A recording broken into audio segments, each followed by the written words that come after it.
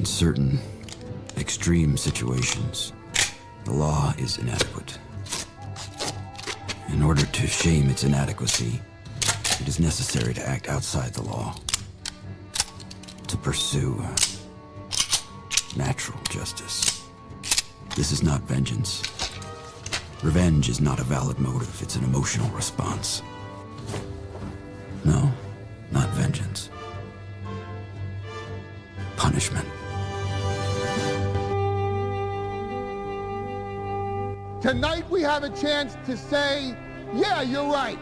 We're too extreme, we're too wild, we're too out of control, we're too full of our own shit. Or we have a chance to say, hey, fuck you, you're wrong. Fuck you, we're right. Because you have all made it to the dance. Because believe me, this is the dance. Start the show.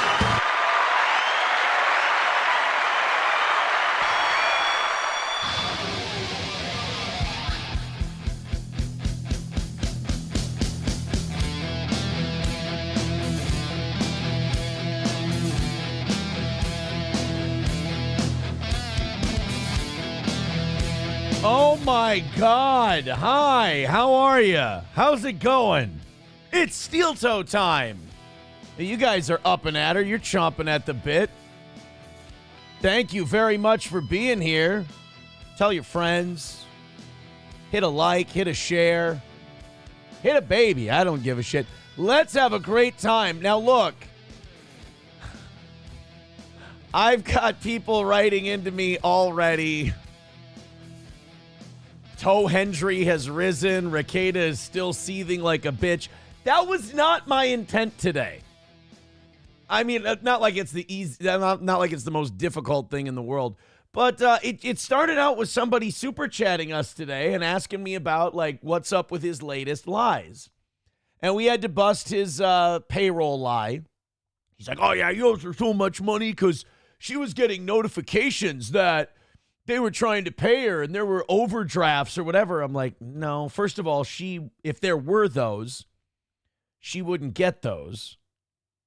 Second of all, if you did get any information like that, you would have gotten it from my email as she was not on the account.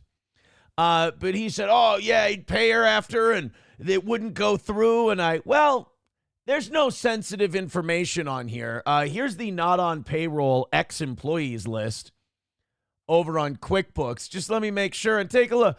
Oh, yeah, look at that. Last paycheck, April 1st, 2024. Processed it. Oh, isn't that weird?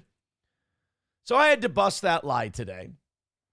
And then there was another lie. He said he was seething about my divorce attorney being better than him.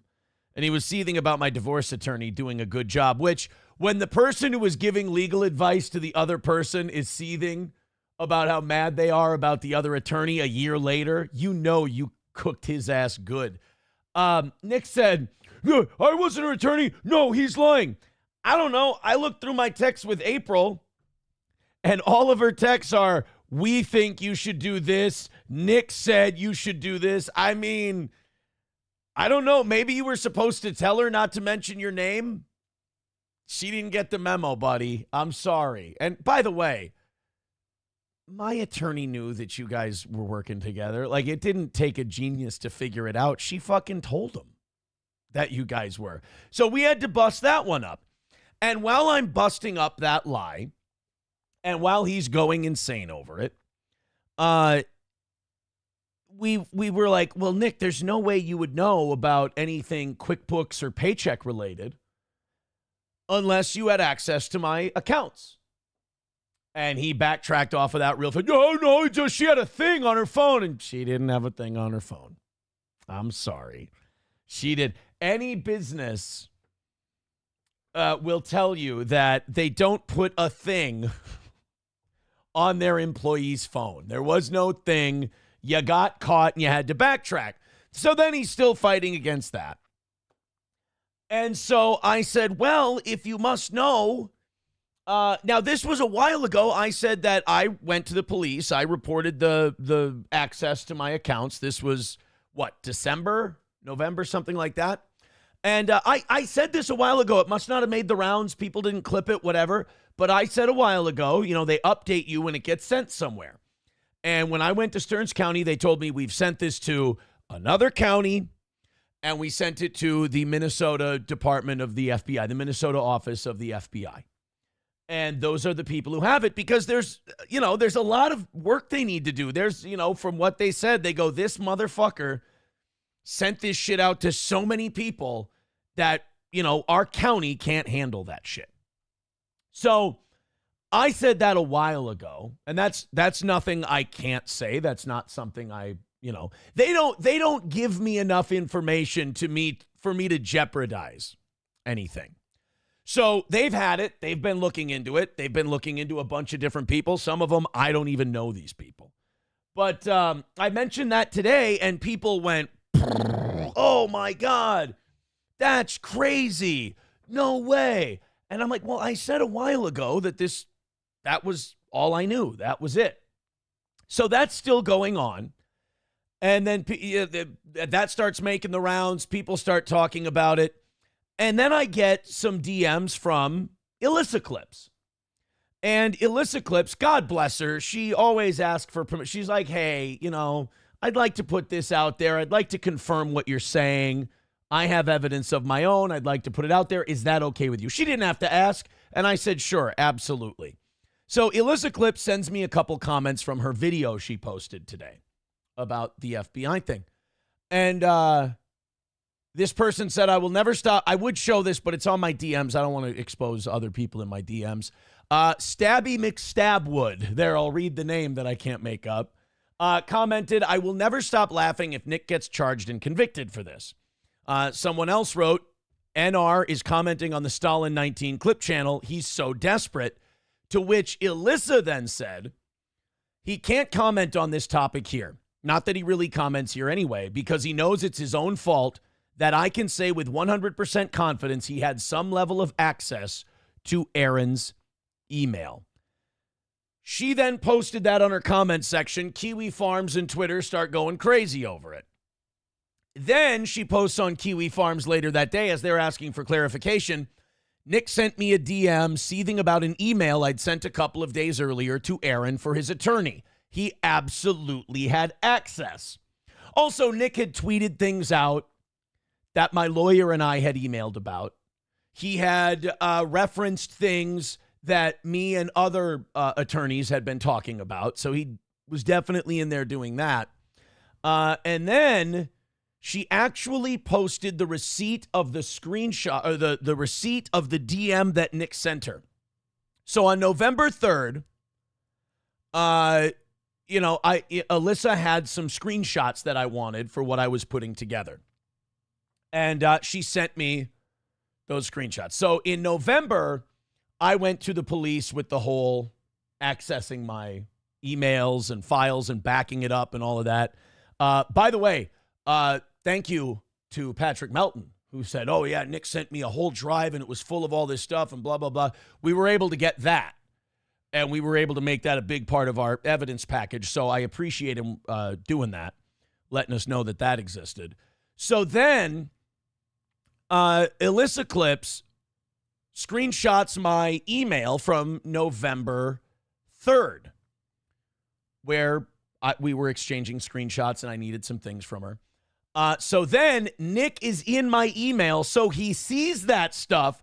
He sees the emails that are being sent, and 4 days later sends Alyssa a DM and says, oh, Alyssa, so butthurt you sent our DMs to Aaron to hurt me.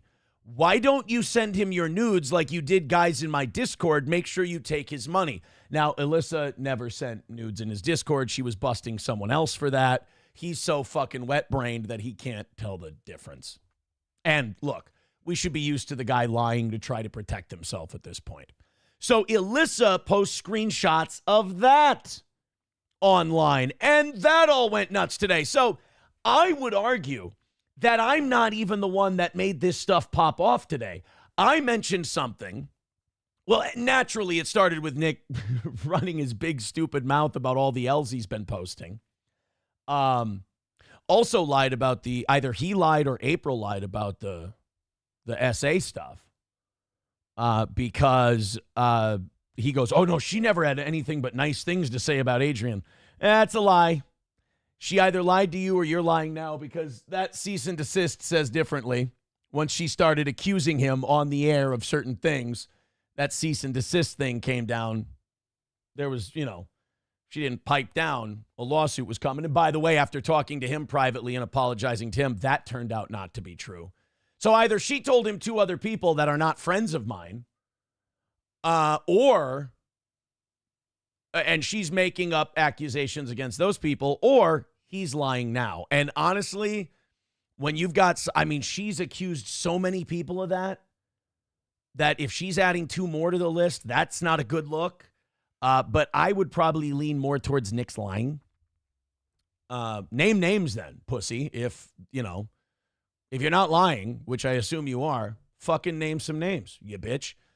So Alyssa puts that out there, and people start losing their fucking mind about that. So honestly, if the guy would have kept his mouth shut, gotten offline, and just handled his fucking crumbling life that seems to be never-ending crumbles, and not obsess over me and missing my penis, none of this would have come out. None of this stuff would have come out. So, congratulations. Let's take it out. Another cell phone for the former lawyer. How about his last work as an attorney was getting his ass kicked by my divorce attorney? Bravo. Well, then again, mine wasn't hampered by drug and alcohol addiction. Miss Tay with $30.99 tonight. Thank you very much, Miss Tay. And she says this is for numero uno Josh Denny fans. So numero uno getting a free $30.99. Look at that. Adam Simon gifting a membership. Thank you very much, buddy. Cousin It with $2 says, sorry to hear about Johnny's passing. R.I.P. Johnny. And Regod with $4.99 said, why did the white power guy bring a ladder to the bar? He wanted to take his superiority complex to the next level. Shout out Big Sauce. Thank you, Regod. Chef Maddox says, your divorce attorney probably didn't have to work very hard against him. No, it was quick work. And he's so embarrassed that he's denying he ever even had a part in it. Meanwhile, my texts and the messages my attorney got were full of April saying like, oh, Nick says this and Nick says that. So once again, foiled by the side. Am I right, my man? It's the bitches that'll get yous. It's too bad. So he was, he has not been having a good day today. But once again, you shut your mouth and it all would have went away. Nick the Milkman with $50 says, as an OG, seeing everyone going aces for the toe makes me enjoy the seething so much. Call Aaron fat, retarded, or gay. Hey, wait a minute. What did that? This was starting out as complimentary. Call Aaron fat, retarded. I love my fans. My fans are wondering, I used to think that Kiwi Farms was always mean to me, even when they were being kind to me. But then I realized they treat me no different than you people do. Call Aaron fat, retarded, or gay, but a liar he certainly is not. Long live the toe. Here's to the seething that will ensure. I think he means endure. Please stop being so gay, NVG. I'll try to stop all the rampant gayness. Thank you for the compliment and for the gayness. Nick the Milkman says, I want to splash the pot drop and the oh brother where art thou Jap. Well, here you go. If their rambunctiousness and misdemeanor is behind them, it is, ain't it, boys? Yes, sir, it is. And also for Nick. Why do they come to me to die? Why do they come to me to die? So it's, again, it wouldn't have been nothing if he would have just kept, like everything else, wouldn't have been nothing if he'd have just kept his fucking sobbing mouth shut. But now Alyssa's posting the receipts. We just had to show the receipts that he's lying about the pay and the termination stuff. Still white knighting for the person who left him because he ran out of drugs for him. She was probably tired of getting yelled at about how she's freeloading and getting blamed for him missing tests. She was probably tired of the verbal abuse that he was giving her as she calls Keanu and cries about what a liar he is. Probably got tired of Nick verbally punished her so badly that it made Keanu turn and like me again. That's pretty rough. So we have Pluki, do you think Melton would be hot if he was trans? No. So yeah, it's look, I'm guessing it must be rough there. I'm guessing it must be tough times. Makes me feel bad because look, all my stuff is wrapping up. It's 48 hours away. It's kind of weird. I was talking to SP about this, and she's like, I'm going to be so glad when this is all over. And I'm like, yeah, me too. And then Scott and I got an email, a nice email about, getting back to work with the boxing and all that. So that's about done. We got about 48 hours to go, and then we're done with all the legal stuff, or at least we'll have the parameters of what that is. I just got a really funny super chat, and we'll get to it in a second. With the 48 hours I have left on that, we pretty much have the framework of everything set. But I'll say that there's a scent of blood in the water, so it depends on how far we want to push this thing. And I'll tell you, there's a complete win at the end of this tunnel, and I don't know how hard I want to push for it, or if I just want to be done and call it. I'm telling you right now, if you want a little peek behind the scenes, I'm a man who's very conflicted. There's a part of this where I'm kind of like, how greedy do I want to get? And we'll talk more about it hopefully on Friday. We'll be able to talk more about it, but I'm conflicted in a good way at the moment. Queefer Stutterland with 20 Mexican pesos says, is it true that you fart in the pool and eat the bubbles? Who told you? Who told you? God damn it. 120 is your guys' number. I'm sorry, 115 is the number for today. 115 is our number. Oh God, we triggered him. We triggered Chato pretty bad with 499. Oh, don't worry, he couldn't find it. Chato. I think we hurt their feelings again. You see this kind of lashing out once the news starts getting bad for them. All right, thank you guys very much. 115 is your number for tonight. Thank you very much. Hit like, hit share, hit subscribe. That's all the dirt I have to dish tonight, I'm pretty sure. And again, whoever sent us that super chat earlier today asking about the latest batch of copes and lies, boy, you really set off a firestorm today. I wish I could take credit for it. I can't.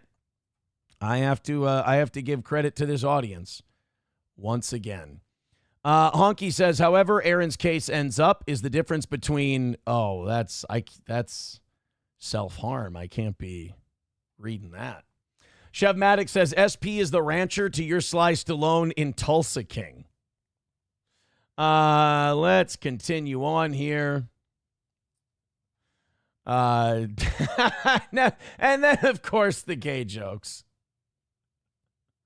$5 from Jane and John Doe says, hey, Fatrick, did Nick tell you that he admitted your conspiracy to illicit clips before or after admitting to illicit distribution of confidential data?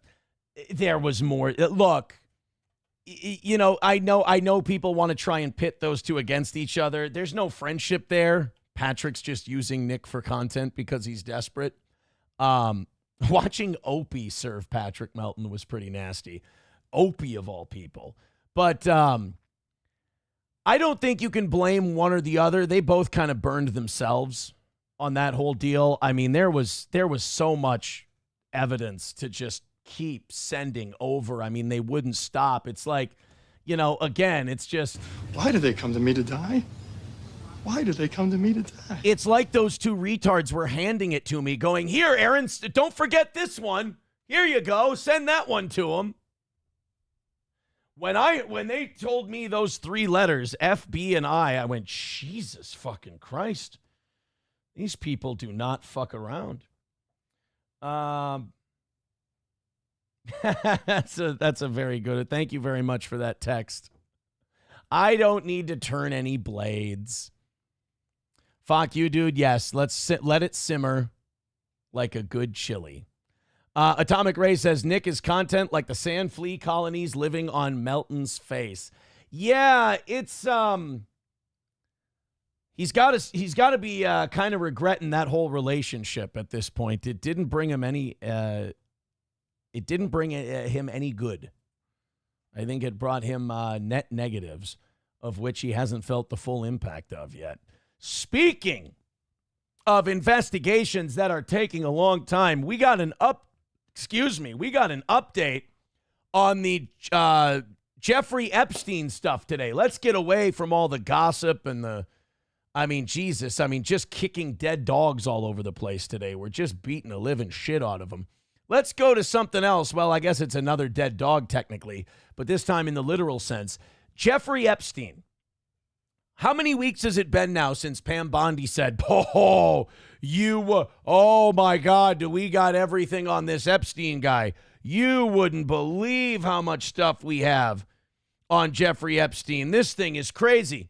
Well, I'll get to that. God damn, you guys are funny with the super chats tonight. Rumble, you guys got to keep up. You guys got to keep up because these YouTube super chats are knocking me off my game big time. Ricochet, very, very funny. Very mean, though. Naughty. That's bad. It's a bad boy. But we'll get there. Triple N says, just stay with the drama. Look. 383 Novocaine with 34 months membership says, 34 months, will this hell ever stop? Just kidding. Keep sending the L's. Am I sending the L's? Like I said, I get a super chat. They say, this guy who wanted to be your lover, he keeps seething about you. What about this? And it's like, the guy lies like he breathes. It's just natural. And then the problem is, I think he believes the lies. I think he lies to himself enough that he tricks himself. And then we get to correct the record, and it's kind of fun because it's like a barrel full of fish and you're just taking aim and firing. I mean, somebody sent that super chat today, and it was just like, oh, all right, here's some free content for you. Let's do this before we get into the Epstein thing. Ricochet with 199 says, at what point did April develop the foul odor? No comment. No comment. Let's not say. I was going to say, let's just say, let's not say. Brian with 149. Thank you very much, buddy. Appreciate that. Very kind of you. No, guys, I didn't mean that you guys needed to answer that. Brian with $2 says, for the goal, I kind of like when you beg. Yeah, we knocked out this morning. Miss Tay was nice enough to knock that out for us there with the last 15. Guys, stop answering Ricochet's super chat in the chat. Also, Triple N needs a membership. So does Cubertimo. And Blukey needs and Chevmatic. They all need memberships. They're on Rumble. I like staying with you guys and doing this thing in the chat in the evening shows, but dare I say you might be too funny tonight. And it's distracting me and making me feel guilty, like I'm not giving you an actual show. I'm just watching you guys be really, really funny. 110 is the number for today. Thank you. And thank you to everyone in the chat who's right now giving hygiene tips. No, nobody's a member of the Toxic Avengers, Chevmatic. They could have used your help a while ago. You're not much good you are to anybody now. Jesus.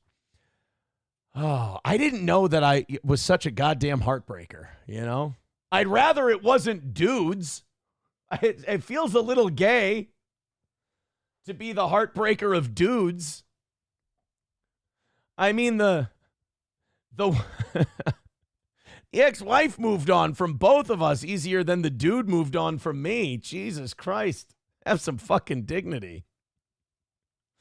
All right. Now, guys, it's not a wiping issue. That's not, we don't. Oh, boy. I think he just has a humiliation fetish, not Chevmatic. All right. May I? Can we continue, please?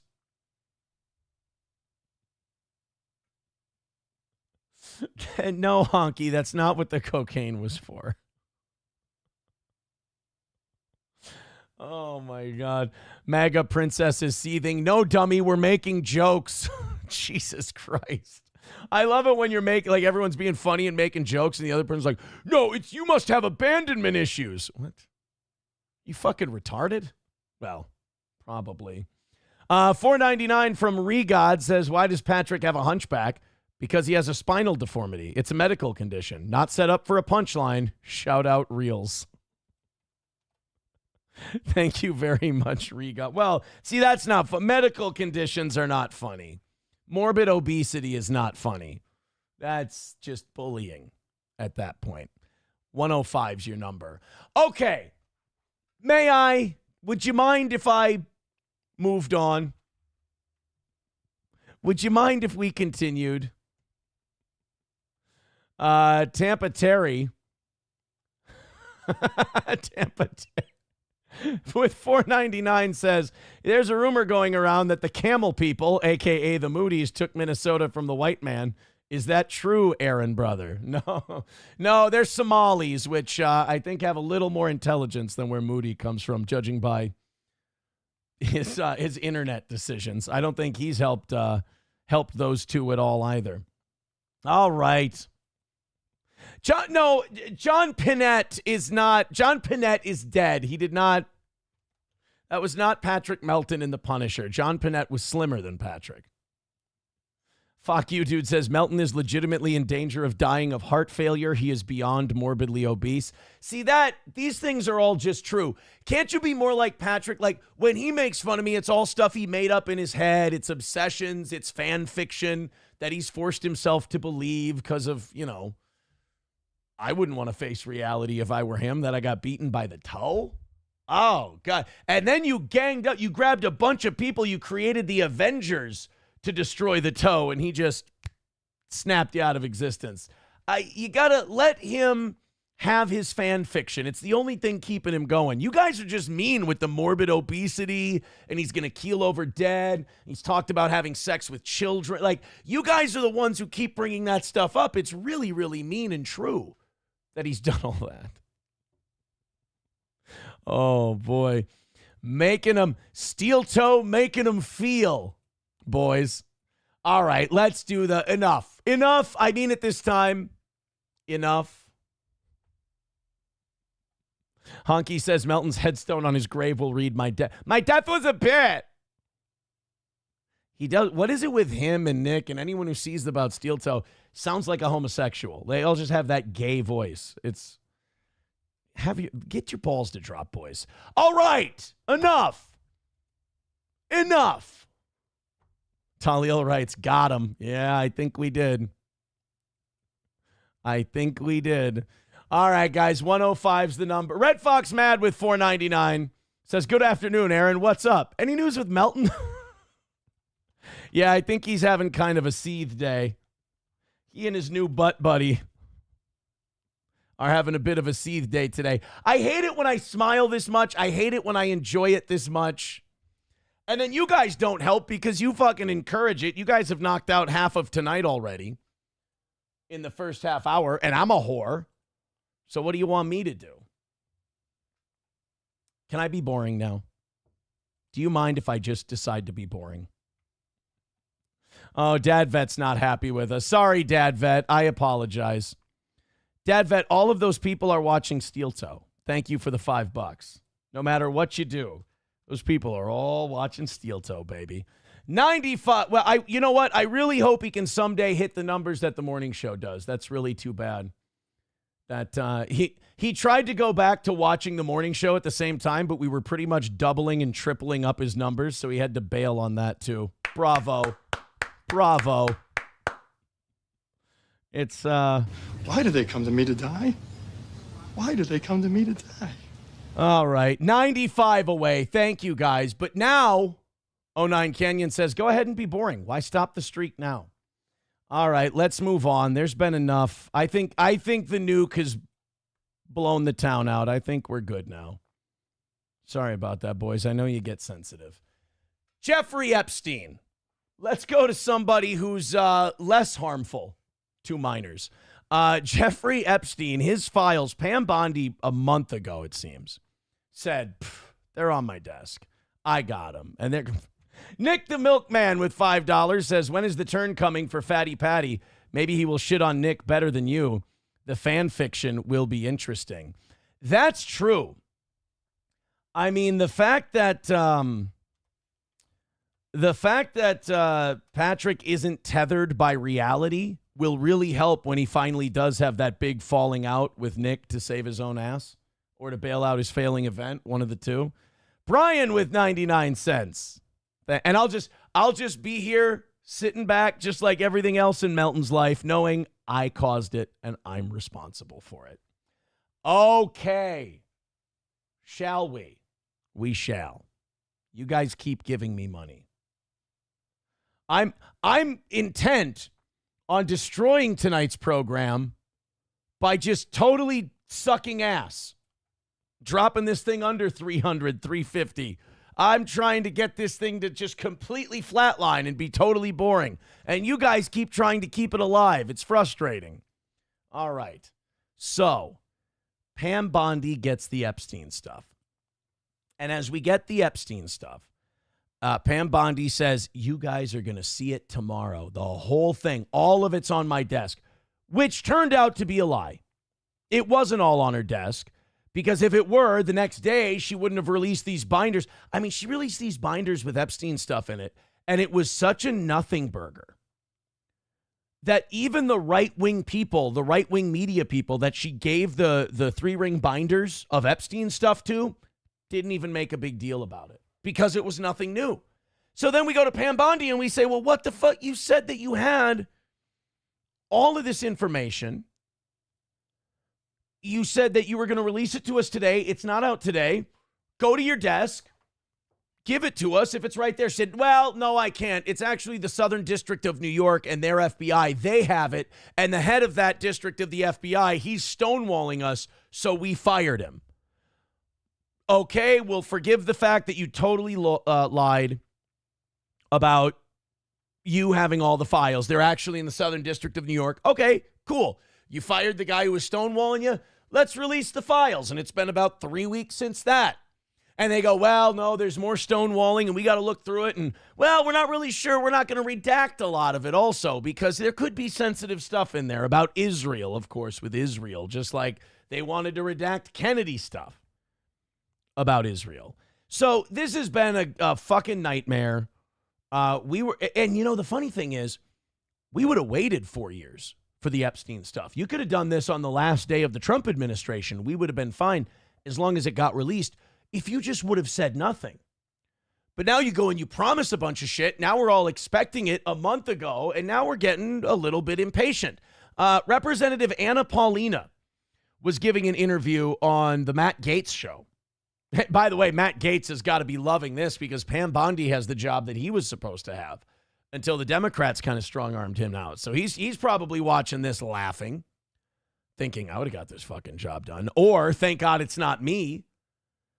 You know, there's a possibility that maybe Pam Bondi and Kash Patel are sitting there weighing their options and going, look, am I going to put my life on the line if I release this shit? yeah, maybe got to pull back the reins a little bit. So Representative Luna goes on the Matt Gaetz show, and she gives an update on the Epstein files, and I got to warn you, it's not going to be positive.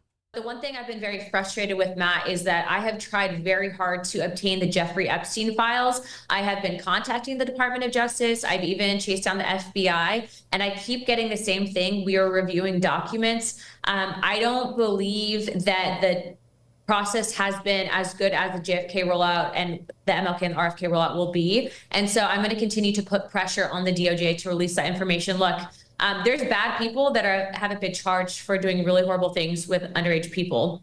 And frankly, has the DOJ given you any timeline on that, Anna? No. In fact, I haven't really gotten any communication from the DOJ. None. No communication from the DOJ trying to get the classified files. We were told a month ago that it was going to come out. Nothing. Zero. I mean, it's really difficult to believe anything that Pam Bondi's going to say. I'll be honest, like, I've kind of had it with Elon Musk and all of his bullshit, but that took longer than it took for me to be tired of Pam Bondi and think she was full of shit. Now, obviously, Pam Bondi was already kind of the backup choice for Attorney General. Matt Gaetz was the number one prize pig in that whole thing. But you didn't need to tell us that you were coming out with this stuff. You didn't need to lie and say that it was all on your desk and it was coming out. You could have just, we all would have waited. We were all just excited to see it. But you had to overplay it. Now people are going, hey, you know that shit you promised us? Let's see it. And now they're getting no response. Now they're just being left on red. Honky says Pam Bondi had him dead to rights on the Epstein list being released.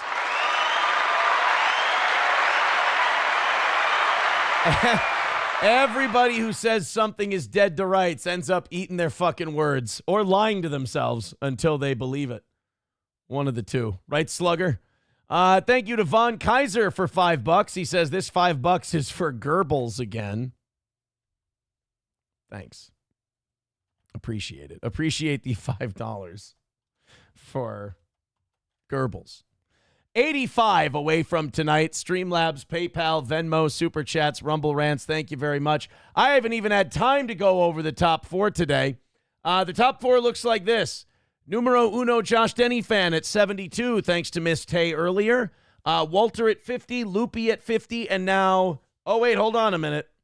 Because Nick the Milkman went with, he's got 60 in today. So we got numero uno, Josh Denny fan at 72, Nick the Milkman at 60, and then Walter and Loopy tied at 50. So thank you to all of you who have contributed to this fine program this week. You're doing great. Skeezy Whitefish, who also needs a membership, says, this is your fault for getting your hopes up that the parasites will out themselves. I mean, that's fair. But no, wait a minute. I was the one who was saying that no matter what, I'm not going to believe it till I see it.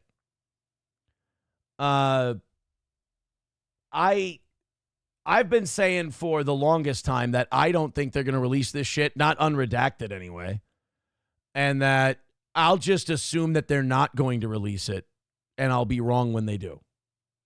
That's fine with me. It's just there's more forces at play than they're telling us. Addicted to Super Chats, good egg with $1. Oh boy, he's not going to be happy.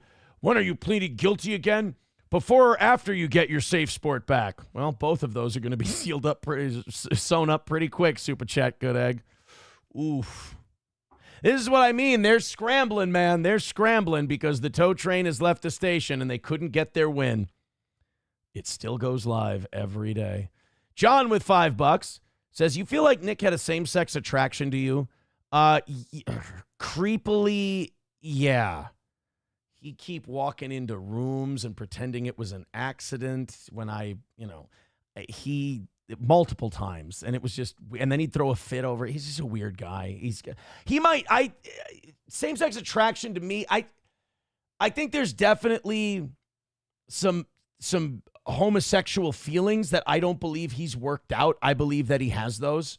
And I believe he's trying, like a lot of people who have a hard time coming to grips with their real sexuality, I think he's fighting those. You see it when he rages and when he tweets and when he seethes and all that stuff. There's, in my opinion, it looks like some repressed, weird sexuality. But he was also into humiliation. I mean, he says he wasn't, but he put himself in a lot of humiliating positions and then would rage about it. So I don't know. I think that's a lot of confusion. I think that's a confused guy who probably needs therapy really, really bad. But it might not work because one thing my therapist said to me is they said, you'll never see a narcissist in a therapist's office. What specifically would that feel like, do you think? I don't know. Never been into the gay. If other people are, that's fine as long as they can be honest with themselves. But you know what it's always been for me? Stubble. Not a fan. All right, let's continue on. The Power Rangers apology. This used to be a joke. Like, this used to be a bit that people would do. Is they'd be like, oh yeah, Green Ranger, or the Black Ranger is black and the Yellow Ranger is Asian. Isn't that something? Isn't that crazy? Ha ha ha. Well, now the person who helped create Power Rangers is apologizing for it. They're apologizing for the Black Ranger being black and the Asian actor playing the Yellow Ranger. It's another one of those things where the satire can't be used anymore because it's just become reality. Power Rangers head writer Tony Oliver admits it was such a mistake to cast a black actor to play the Black Ranger and an Asian actor to play the Yellow Ranger. Oliver says, none of us were thinking stereotypes. Well, then you don't need to apologize and you don't need to say it was a mistake. Because the mistake and the thing you need to apologize for would be what was in your heart and what was in your head. If you looked at the Black Ranger and you went, black actor, do it.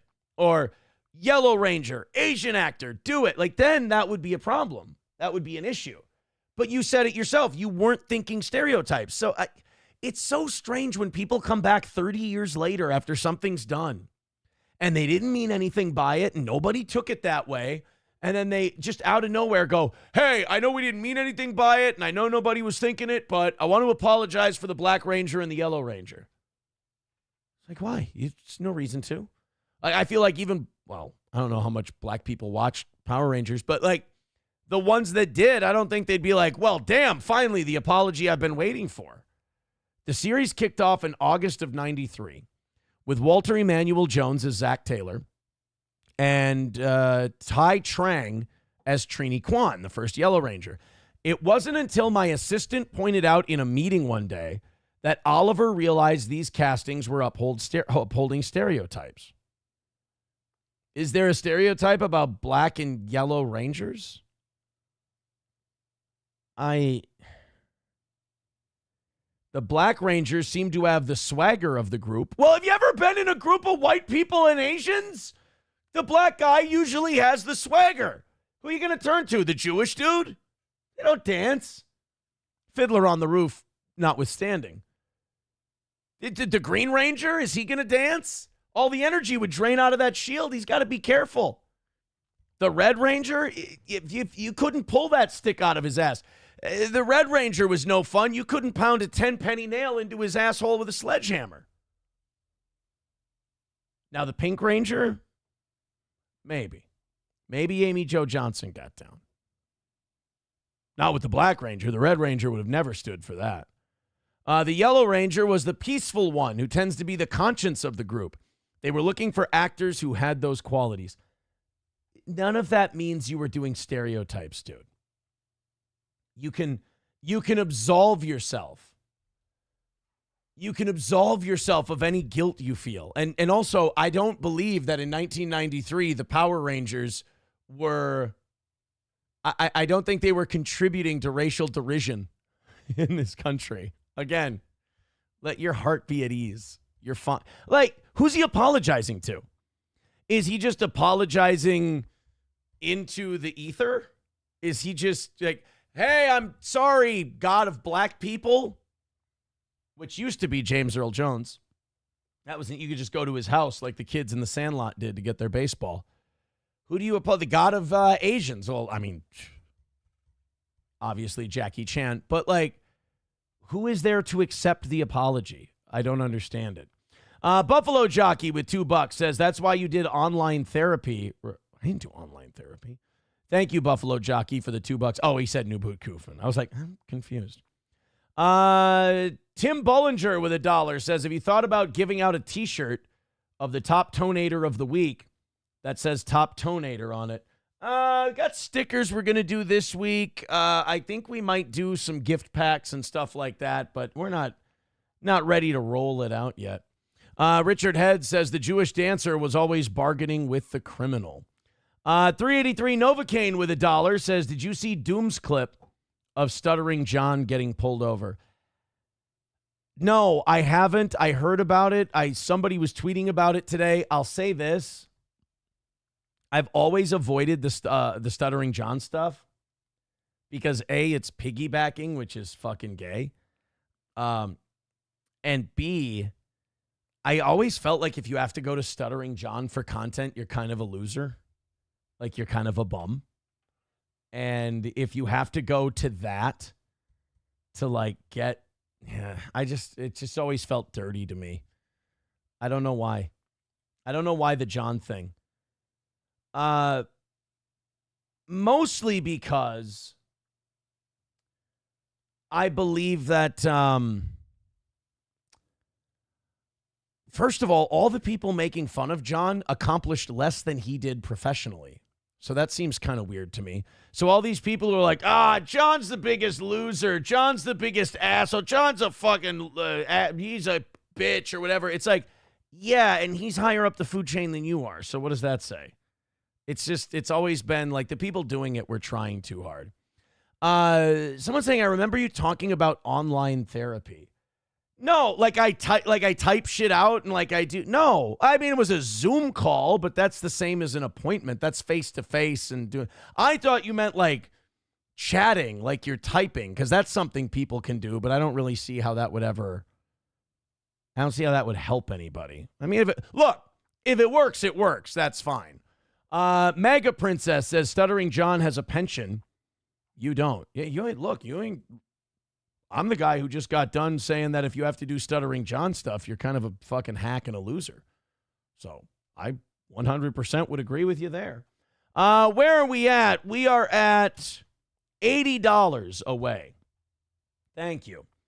$5 from Grape Ape says, I'm talking two for subs right now. All are commenting and none see each other's. Can you explain? Are you taking people's money and not letting them comment? I haven't done anything with it.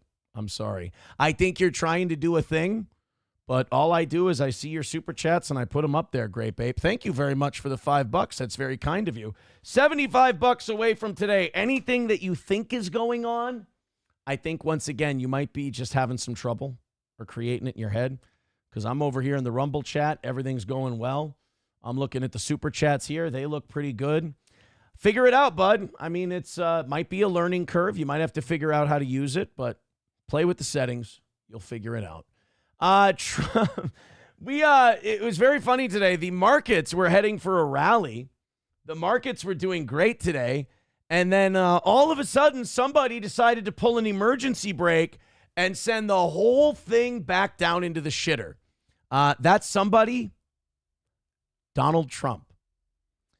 Donald Trump slapped China with a 104% tariff today, just as the Dow was going up, just as the NASDAQ was going up, just as the S&P was starting to get its feet under it. China apparently threatened that they would stop any Hollywood movies from coming into China, which actually seems like a blessing for the Chinese people.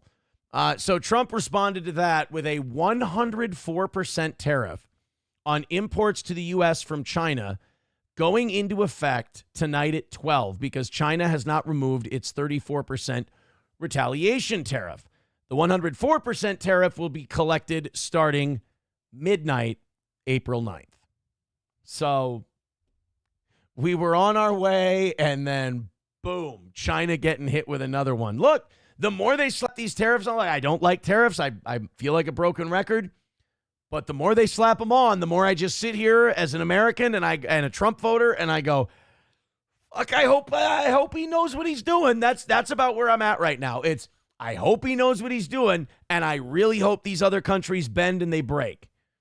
We've really got to win this trade war, and we've really got to win it soon because, boy, shit could start to get real expensive real fast. Like this whole trade war thing could get away from us in a hurry, and I'd rather it didn't. But we were on our way to a market rally today, and then we're doubling up on 104% tariffs to the U.S. from China. Here's what I keep thinking. Someday, it's all going to work out. Someday, all these tariffs are going to go away. Manufacturing is going to come back. New trade deals are going to get negotiated, and we're going to live in a brave new world. I just really want that day to be like Thursday or Friday, if we could, and I know that's not coming. The worst thing you could do right now, though, is back down. Like, now we're in this fucking mess. We took this drastic route of heavy, giant tariffs. The worst thing you can do is go, oh, well, we had a few bad days. Let's pull them all back. Well, now we're fucked, and nobody's going to take us seriously. So you got to be in for the long haul on this, and Trump is using that tariff, man, like he's just dropping tomahawk missiles. Just if there's a trade problem somewhere, boom, tariff. Somebody making noise, threatening us with more punishments, boom, tariff. He's going to crank up the pressure until the rest of the world can't take it. The idea is the U.S. economy can take more punishment than these other countries can. So if we exert more pressure and we lean on these countries, they'll break before we do. Fingers crossed. Justin Kemple with 199 says, I'm on first base. Hit me home, fellas. Tim Bullinger with $1. No, we're not going to do super tips. I don't want a guy who's currently under investigation having my private information. No, thank you. Tim, I think that is a terrible idea. And if you think that that's a good idea, I really question your intelligence, my man. I really do. Mego Chad's imaginary girlfriend says, fuck those weak pussy gay F words. I mean, that's one way of putting it. The trade war. Bocephus says, why so many pedo fans today? Did Fatty Melt lose his internet? No, he's losing his mind a little, though. He has to do damage control over the information that came out today. I understand. I get it. I understand why he's got to flop on the deck like a fish. It's entertaining. I love it. I love the fact that these guys are all my puppets and they dance to my tune. And then the low IQ people who like them come over here and they cry at the toe. I relish in it. Really, I do. So 104% tariff on China. I don't know how that's going to look tomorrow morning. How did things end today? Yeah, down 320. They were up until 1:50 in the afternoon. It was looking pretty good, and then 104% tariffs, and down she went. Thank you, guys. $75 away from today. And, guys, while you've got them on the run, play with them a little bit. Tease them a little bit. Have a little fun with them. I can say it right out loud. It's okay. They don't get it. They're kind of stupid. 70 away from knocking it out today and doing some overtime. Thank you very, very much. Hey, you remember Sam Cedar, the big-time lefty commentator? This is nothing about politics. This is nothing about, like, tariffs and war and this, that, and the other thing. This is just him trying to say a word. Sam Cedar had a little bit of a problem on his show today with the word moniker. Had a little trouble with the word moniker. Here you go. Use your imagination. What do you think it is? Ladies and gentlemen, Sam Cedar. I've heard this before from at least you. I don't know what moniker you were using at the time. Or did I say that right? Moniker? What? What was what? One more time. The word was what? Jesus Christ is what? I don't know what moniker you were using at the time. Or did I say that right? Moniker? Why don't we just not get cute with the English language and just say you nailed it, moniker, hit it the first time. No need to repeat it. No need to play funny word games. You are a liberal progressive talk show. Talk about like how you think the, top marginal income tax rate should be 10 points higher so we can get these rich people and finally, get at their money. But wordplay, not really your ballpark. Before, from at least you. I don't know what moniker you were using at the time. Or did I say that right? Moniker? Right now, I'm just thinking about Sam's show switching over to the Majority Report channel and going, I got to fucking listen to this guy. What on earth would possess you? And look, I don't know if you followed me at all over the last 19 years or so, but I've said some pretty stupid things. A lot of it's very Googleable. A lot of it you can probably just rewind. But that's what we call in the business an unforced error. At least you. I don't know what moniker you were using at the time. Or did I say that right? Moniker? Moniker? Monocle? Hey, so nomenclature. I love how the woman he's with, tries to change the subject because she's like, "Yeah, I just heard what you didn't hear. Let's move on to something else, please." Ladies and gentlemen, Sam Cedar and his latest closer for his new comedy hour.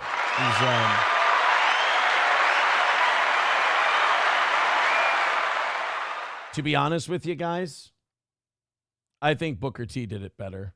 We want the gold, sucker. Hulk Hogan, we coming for you, nigga. Yikes. Chado with 199. Oh, let the pearl clutching begin. Does SP know about your new text friend? Oh, yeah. Oh, God. Alyssa Clips and I were, just all the time. See, they're kind of dumb. They're not going to get that. That's a bit. Taste Fairy Ialto with $2 says, for the best show in all of Christendom. And fucker, thank you for the $2, but you do know all of those viewers are mine, right? You do know those are all Steel Toe viewers. I appreciate the cope, though. Everybody hit like. Everybody get subscribed. Guys, you know we fucking got them. You know that we've got these guys tail spinning when they show up and they're losing their fucking shit at us and giving money to do it. Oh, God damn. And you know what? The closer Thursday gets, they are fucking panicking about that. I don't know why they would. It's not like it's a giant win for me. You guys made it a giant win for me by getting your hopes up by listening to some drunken retard. I didn't make you do that. You chose to. So why you come to whine at me because you didn't get your way? I don't know what to tell you. Yeah, see, Hobo Chili, this would I'm making He Hoorie and all these people. Steel Toe's the one that makes them feel. Steel Toe's the one that's got them all a titter, if you will. Hobo, this is the question you asked. Does SP know about your midnight snacking? That's the thing that we got to watch. That's the thing you got to keep an eye out on. $70 away from tonight. Thank you guys very much. God, just stacking them today. Just making them seethe all over. Let's go to, speaking of, oh my God. It's so weird to see this guy's name in the news, but Carmelo Anthony, not the third overall pick in the LeBron James Darko Milicic draft, but Carmelo Anthony, the guy who stabbed the track star at that high school over the weekend. He's the guy who went in. It started raining at this track meet. And Carmelo Anthony went under this other school's tent, and they knew he didn't go to that school. So, like, get the fuck out of here. What are you doing? And so one of these track kids, what was his name? Was it Preston? Austin Metcalf goes up to this Carmelo Anthony, and he says, you don't go here. Get out of here. And so Carmelo Anthony reaches into his bag, and he says, do something. I dare you. Now, when a crazy person who just unannounced comes into your tent goes, do something, I dare you, maybe we don't initiate physical contact face-to-face. Maybe this is an issue for security. But he reaches into the bag, he goes, do something and see what happens. So Austin Metcalf goes to kick him out of the tent. And this kid stabs him once in the chest. This Carmelo Anthony, of all people, stabs him in the chest, kills the guy. He dies right there at the track meet. When the cops arrest him, he said, "Hey, do you think I could say that this was self-defense?" Well, enough people apparently think it is self-defense because people have raised over $240,000 for the kid charged with murdering Austin Metcalf last week. We want the gold, sucker! Hulk Hogan! We coming for you, nigga! That was the wrong drop to go off at that particular moment. So $240,000 for this Carmelo Anthony, and it hasn't been shut down. I'm assuming it's going to be allowed to keep going. It's I'm sorry, it's not a GoFundMe, it's a Give, Send, Go. Now there's also there's a GoFundMe, not a Give, Send, Go, but a GoFundMe for Austin Metcalf's family. That one has raised $290,000. The Carmelo Anthony one, as you can see right here, has raised $240,000 for, of course, his legal cost and his family and the whole thing. I can't imagine I don't know what would be fueling the motive. I hope it's not race related. I mean, I know that's naive for me to think it's not, but I hope that the reason that there's $240,000 in a Give, Send, Go for Carmelo Anthony is not because he's a black kid who stabbed a white kid. So now a lot of black people think, oh, well, he must be innocent or he must have been defending himself. I really hope that's not the case. But it's probably the case. I mean, much like, look, I mean, I'm not stupid. Austin Metcalf being, perfect GPA student, football player, track star, the whole deal. I mean, there's a racial element to both of these things. But $240,000 and you stabbed somebody in the chest. That really fucking sucks. 09 Canyon says, I can get $240K and all I have to do is stab someone and run away. I would not advise it. I don't think everybody's going to get it. And you're watching Steel Toe, so I'm assuming you're white. You're definitely not. Well, you might raise some money. It might not be from the groups that you want to raise money from, but they might raise you a little. Now, it is worth mentioning that Carmelo Anthony, the stabber guy, his name is spelled with a K. Carmelo Anthony, the basketball player, his is a C. For whatever that's worth. $240,000. Yeah, Taste Ferry Ialto says that is 100% the case. I know. Fuck it. Every time there's a story like this, you just wish you could put a black tarp over both people. And then you could just go, here's the story. Here's what happened. And then when people go, what race was that? It doesn't matter. It's not important. Because like when the body cam footage came out on the George Floyd thing, everyone was like, wow, that changes things. That really gives some more context to this story. And everyone who wanted to make it, the racist cop kneeling on the guy, the whole thing, they were like, no, it doesn't. It doesn't change anything. What are you, racist just because it's a white cop? It's like, well, no, it's very clear that this did not go down the way we were first told it went down, and this adds a little layer of context to it. No, it's just because you're white and you wanted to see the black man die. Yeah, or it's that. Fine. So, like, anytime you get people, they break off into their camps, it doesn't matter what the other person did, they're going to find a way to justify it. And honestly, that kid, that Carmelo Anthony saying to the cops, hey, can I call this self-defense? That's all the excuse some people needed to either donate money or support this kid was go, well, it could be self-defense. And technically they could use the argument that, hey, I haven't seen any body cam footage, or, hey, we got to wait till all the facts come out. And look, maybe that is the case, but $240,000 for a guy who started some shit and then stabbed a guy to death? I mean, I understand, innocent until proven guilty, but do we have to make him rich? I would hope not. But I think GoFundMe has rules against stuff like that. I don't think GoFundMe would have given him the money, but Give, Send, Go might be a little bit different.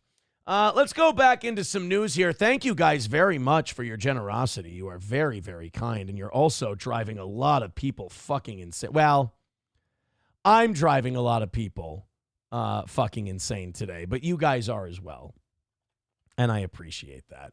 $70 away from tonight. Thank you very much.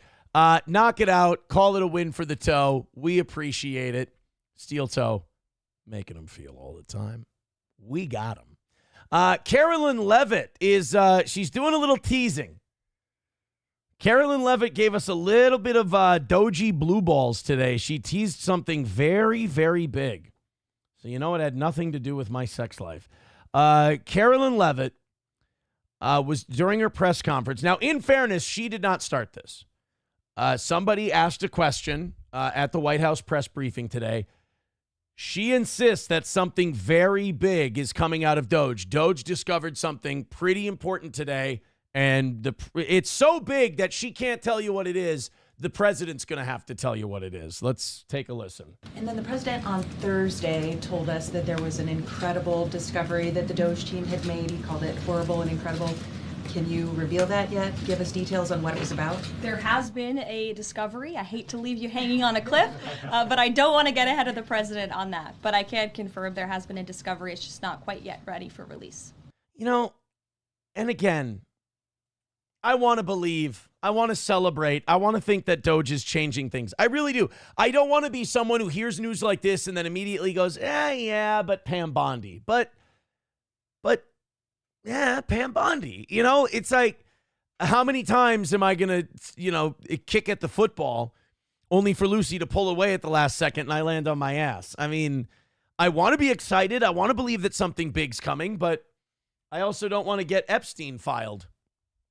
I don't mean like taken to an island and fucked by Bill Gates. I mean, I don't want to get my hopes up, think something, oh my God, did you hear? Because the last time Doge said we had something huge, they're like, 250-year-olds are getting Social Security payments, which turned out not to be true. It was like some kind of software issue with the way they read code and shit that smart people know that I couldn't explain to you if you gave me 15 years. But it turns out that 200-year-olds weren't getting Social Security payments. It was the way the software kicks out the data on payments. So I don't want to be at a place with the Trump administration where when they tell me, oh my God, you won't believe it. You won't believe what we saw or what we did. I don't want to get to the point where I go, yeah, whatever. Go fuck yourself. Like I don't want to get that cynical about it, but one or two more of these, and that's kind of what I'm going to have to do. The Epstein thing was a big part of that. And then Doge is uncovering crazy shit about Social Security. I mean, they were able to uncover, and I don't know if this was Doge or not, but they were able to uncover that the Biden administration spent was it $4 million or $4 billion giving illegals Social Security numbers and getting them registered to vote? I mean, how is that not criminal? But as far as whatever Doge found out about, whatever this big Doge news is, it had better be worth it, because right now the Trump administration is getting the reputation for being very good at giving the rest of us fucking blue balls on stuff like this. MAGA Princess says it always turns out to be nothing. I don't want it to be nothing. And I certainly don't want to. That's the feeling I don't want. I don't want to get that feeling where right away I go, yeah, fucking bullshit. You're not getting, yeah, it's nothing. I don't want that to be the case. I don't want that to be my first instinct when I hear that kind of stuff. But like I said, one or two more times. Sam Show says, don't worry, you'll learn the hard way. I always do, don't I? I always do. The first comment on their Twitter is, Doge is working overtime right now, uncovering so much fraud. That is why attacks are increasing. I wish I could be that optimistic. Sometimes I wish I could be that blindly MAGA, but I've been burned too many times by things I thought were going to, make changes. Landers says Social Security doesn't stop payments until the person receiving the benefits reaches 115. That's pretty common dumb guy knowledge. So yeah, the $250 thing is not, or the 250-year-old thing is just not a thing. if you ask me. $70 away from tonight's goal. We're right there. Everybody chip in. We'll knock it out. Thank you for knocking out this morning as well. Let's stay perfect. You guys got it down to 70 right away. Finish it off in this last hour here, and we'll have ourselves a nice win. And then the people who came in here going, no, here's what it was. Everybody came in here, and Melton had to make sure he was on because he knew he was fucked. And they knew that all this stuff coming out was really, really bad for them. So they're like, no, we can't just let Aaron talk. That'll be really terrible. We have to create a new narrative. Look over here. Don't worry, guys. I'm used to it. And it's always another win for the toe when that happens. So we love having you guys over here. We love having you guys pretend like you're going to be okay when you're very clearly not. And hey, we always appreciate the money. And also, we always welcome you over here if you ever get a little smarter and start learning how to pick up on things. $2 from Atomic Ray. Uh-oh. He says, didn't you wonder what the sand flea could evolve to if the beagle was unable to attack the sand flea? Yeah, that is the Melton-Nick relationship arc. Yeah, I have a feeling when it comes down to protecting his gig as a steel-toe barnacle on my ship, Melton will sell Nick down the river when those phones start ring-a-dinging. Atomic Ray, thank you for the $2, buddy. Appreciate it. Some people, McBuster says it's going to end in a wood chipper. I don't think it's, I hope not. Neither of them. Look, it's not going to end in anything violent because both of them are scared shitless of any kind of violence. I mean, both of those two, you physically bow up to either of those two. They've never encountered any like masculine threat like that.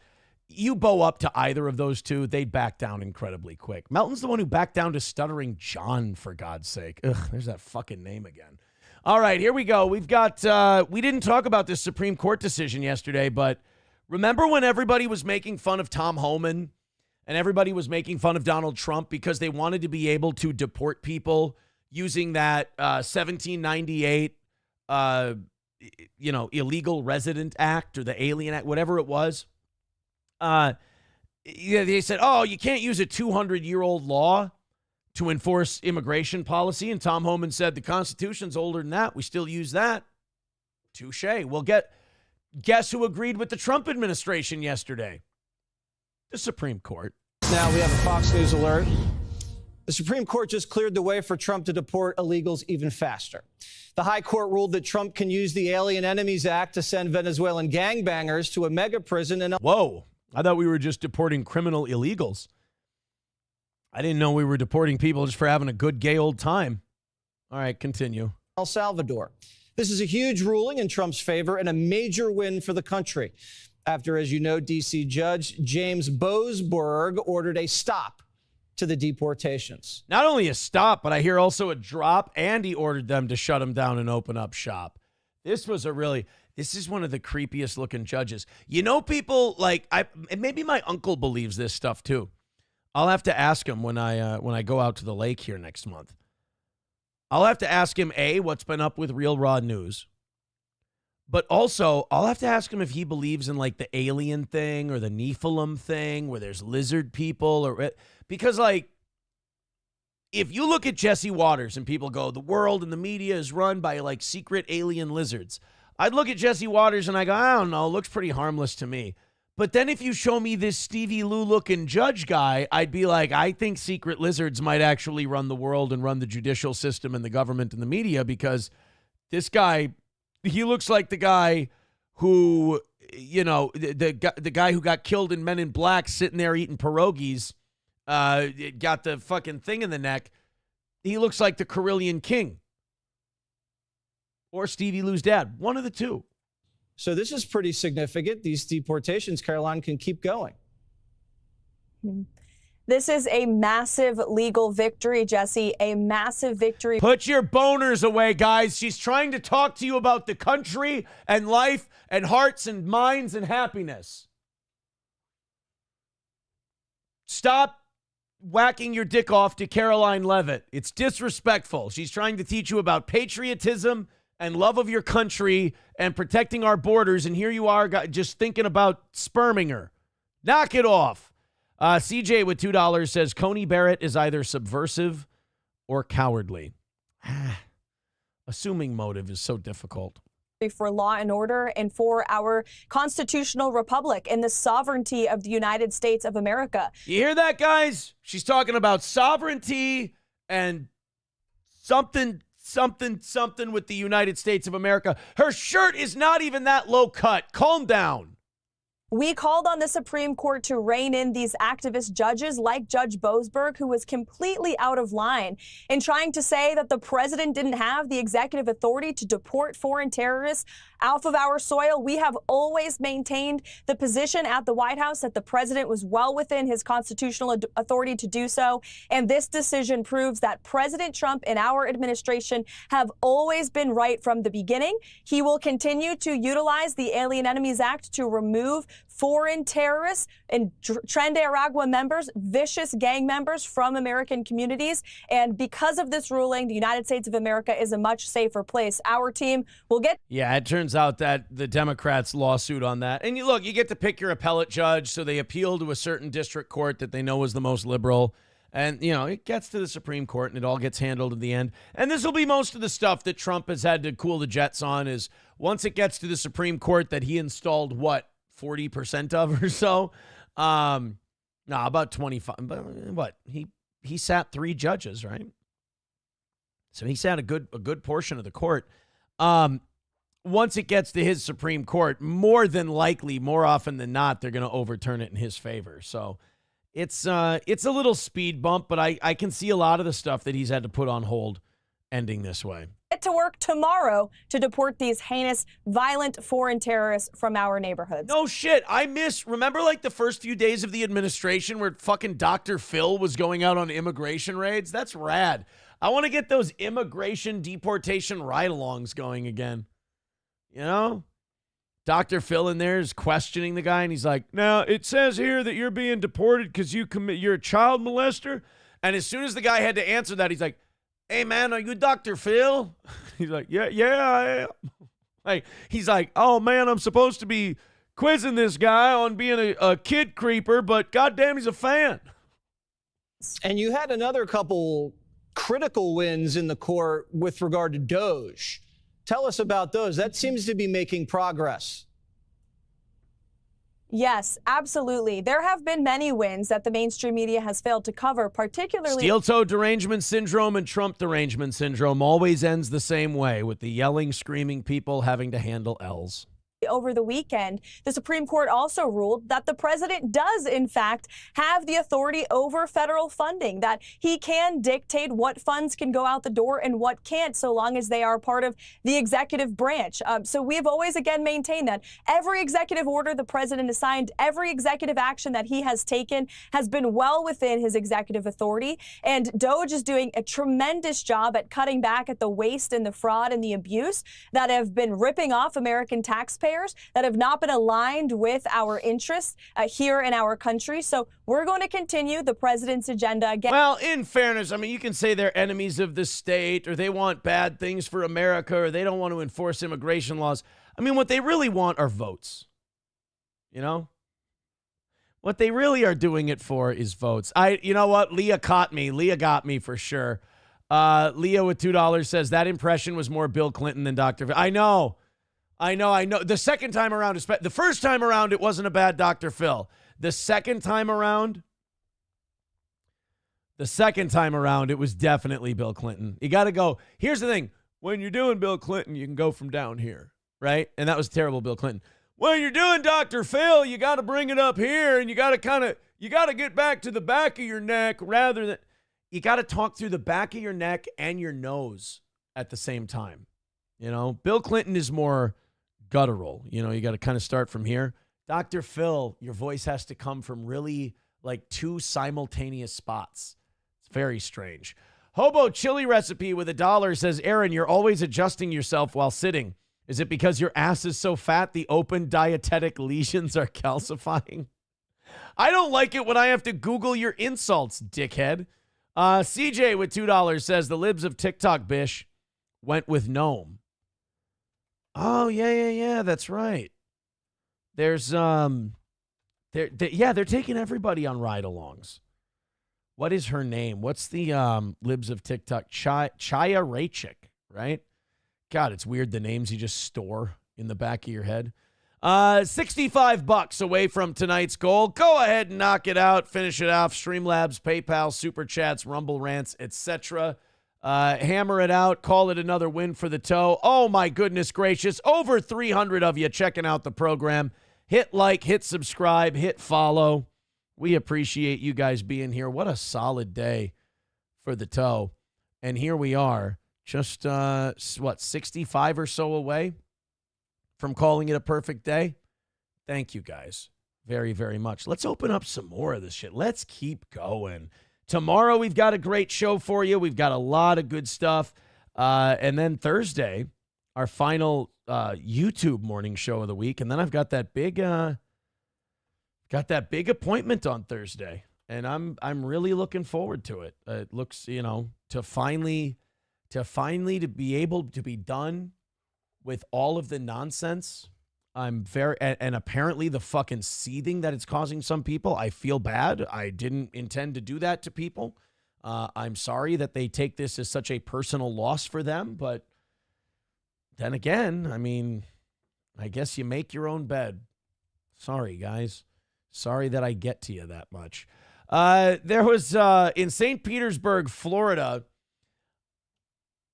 I think that one business made the right choice in denying an employee a job. Now, you never want to turn someone away from work, especially in this economy. And sometimes, if you don't hire someone, let's say you have a bunch of job interviews and you pick somebody. Sometimes you might think to yourself, well, shit, I wonder if I made the right call. Sometimes a business is lucky enough to find out right away. A man was charged after throwing bottles of urine inside of a business in St. Petersburg, hitting at least one employee.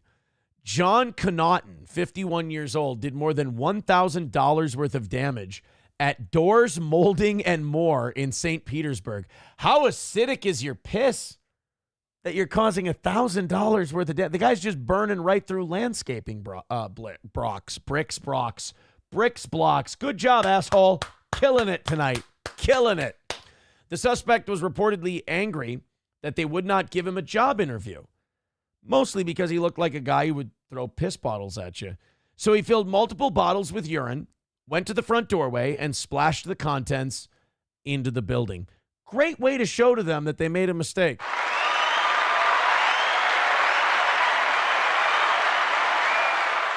The affidavit said the urine splattered on the bare legs of an employee. Oh, God, terrible day to wear shorts. Awful day to wear shorts. In addition to felony battery and criminal mischief, Connaughton was charged with aggravated assault. The affidavit said he fled on foot after throwing the urine and was chased by the victim. Yeah, you know what? There's really only one way to respond to having piss thrown at your legs: running down the person who did it and beating the living shit out of them. Good luck finding a jury that'll convict you on that one. Oh, boy, we've really upset this Connor guy. Guys, could you imagine seething at a show so bad you try to give out his phone number in a super chat? Oh, boy. Connor, you've got to stop letting me get to you this much, buddy. Thank you for the $2. I appreciate it. Look at that. What a clever fella. Tim Bullinger says, no, I can believe that he bought viewers. It probably happens all the time. A lot of people say that. I don't know. I don't know why you need to buy viewers. I get you enough. I'm the fucking draw. It probably hurts a little bit. You throw piss bottles at someone, though. You really do. It is nice, though, because it kind of helps them realize that they got it right. Bed Bath and Stugatz. It's Atomic Ray says it's just bottled rainwater. That's what you have to tell yourself. That's what you have to tell yourself if you don't catch the guy and beat the shit out of him. 09 Canyon says, or wipe it off with a paper towel and then wring it out in your... No, we're not drinking piss. Who are we? Kevin Costner, for God's sake? Ugh. Just the idea. I mean, maybe that would intimidate. No. You know what? I'm trying to find a way. I'm trying to find a way to make this somehow, trying to get that comment out of my head and the taste of that comment out of my mouth. I can't do it. I just can't do it. 65 away, knock it out, make me forget about piss rags and shit like that. Oh, God. Speaking of libs of TikTok, we've got one of their clips today. This is of Karen Svoboda, the director for Defense for Democracy. Old Karen has 7 children. And I don't know what the odds of having a gay kid are. Let's just, for argument's sake, say it's 1 in 7. I'm sure it's much less than that, but let's just say it's 1 in 7. Some people have the belief, and how dare they, that perhaps sometimes play a part in, maybe grooming isn't the right word, but maybe influencing their children into certain sexualities or influencing their children into certain lifestyles just based on observing their parents. Maybe if your parents are gay, they might more encourage certain behaviors out of their children. Recruitment has been used as a word, right? I bet you that's not the case for Karen Svoboda. I'm sure the director of Defense for Democracy just had 7 kids, and this all happened by chance. For me, I don't always tell my story, but at the end of the day, I have 7 children. 4 of them are members of the queer community. 7 children, 4 of them are members of the queer community. I'm not a counting guy, right? That's more than 50% of your kids. I know this is the kind of question that gets you a big how dare you from the parents, but did you have anything to do with maybe them being steered toward the queer community? Because we do have a picture of old Karen. There she is. There's Karen at some kind of group event. There she is with her beautiful rainbow lanyard and, a very Roger Ebert after cancer face. And, there's a nice little rainbow poster in the background. It does look to me as though maybe if Karen had children come to her and go, Mom, I feel like a girl, that Karen might, maybe go buy some puberty blockers and a nice dress. And then say, my child, look, my child's in the queer community. Look, I have a queer child. I'm just saying, wherever there's a trans kid, there's usually a mentally ill lefty parent in one of those places. I remember it was heartbreaking that Natalie Ringsmith, who came after this show over and over, the first fat person to unsuccessfully try to own the toe. That's the worst part about Melton and his hacky crew. They're not even the first ones. They're copycats. And Natalie could probably beat them in a fight. So Natalie, she had kids, and she would go on shows. And, these parents, they always got to, show off their trans kids. And you feel so bad for the kid because she's like, and it's never like, I'm so proud of my child or whatever.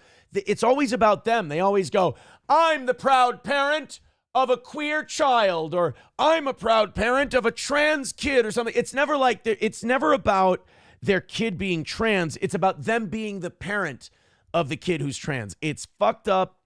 It's weird. The problem is you get all kinds of criticism and you catch all kinds of shit when you point it out. So a lot of people just kind of keep their mouth shut. They smile and nod and they go, guess not worth me catching shit for.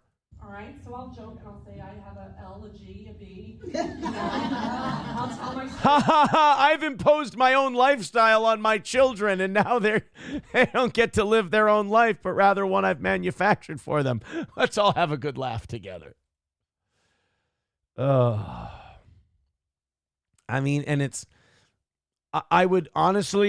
would think differently about it if it wasn't always the same people on repeat that are in clips like this. Do we have is this another one? Another clip of this woman?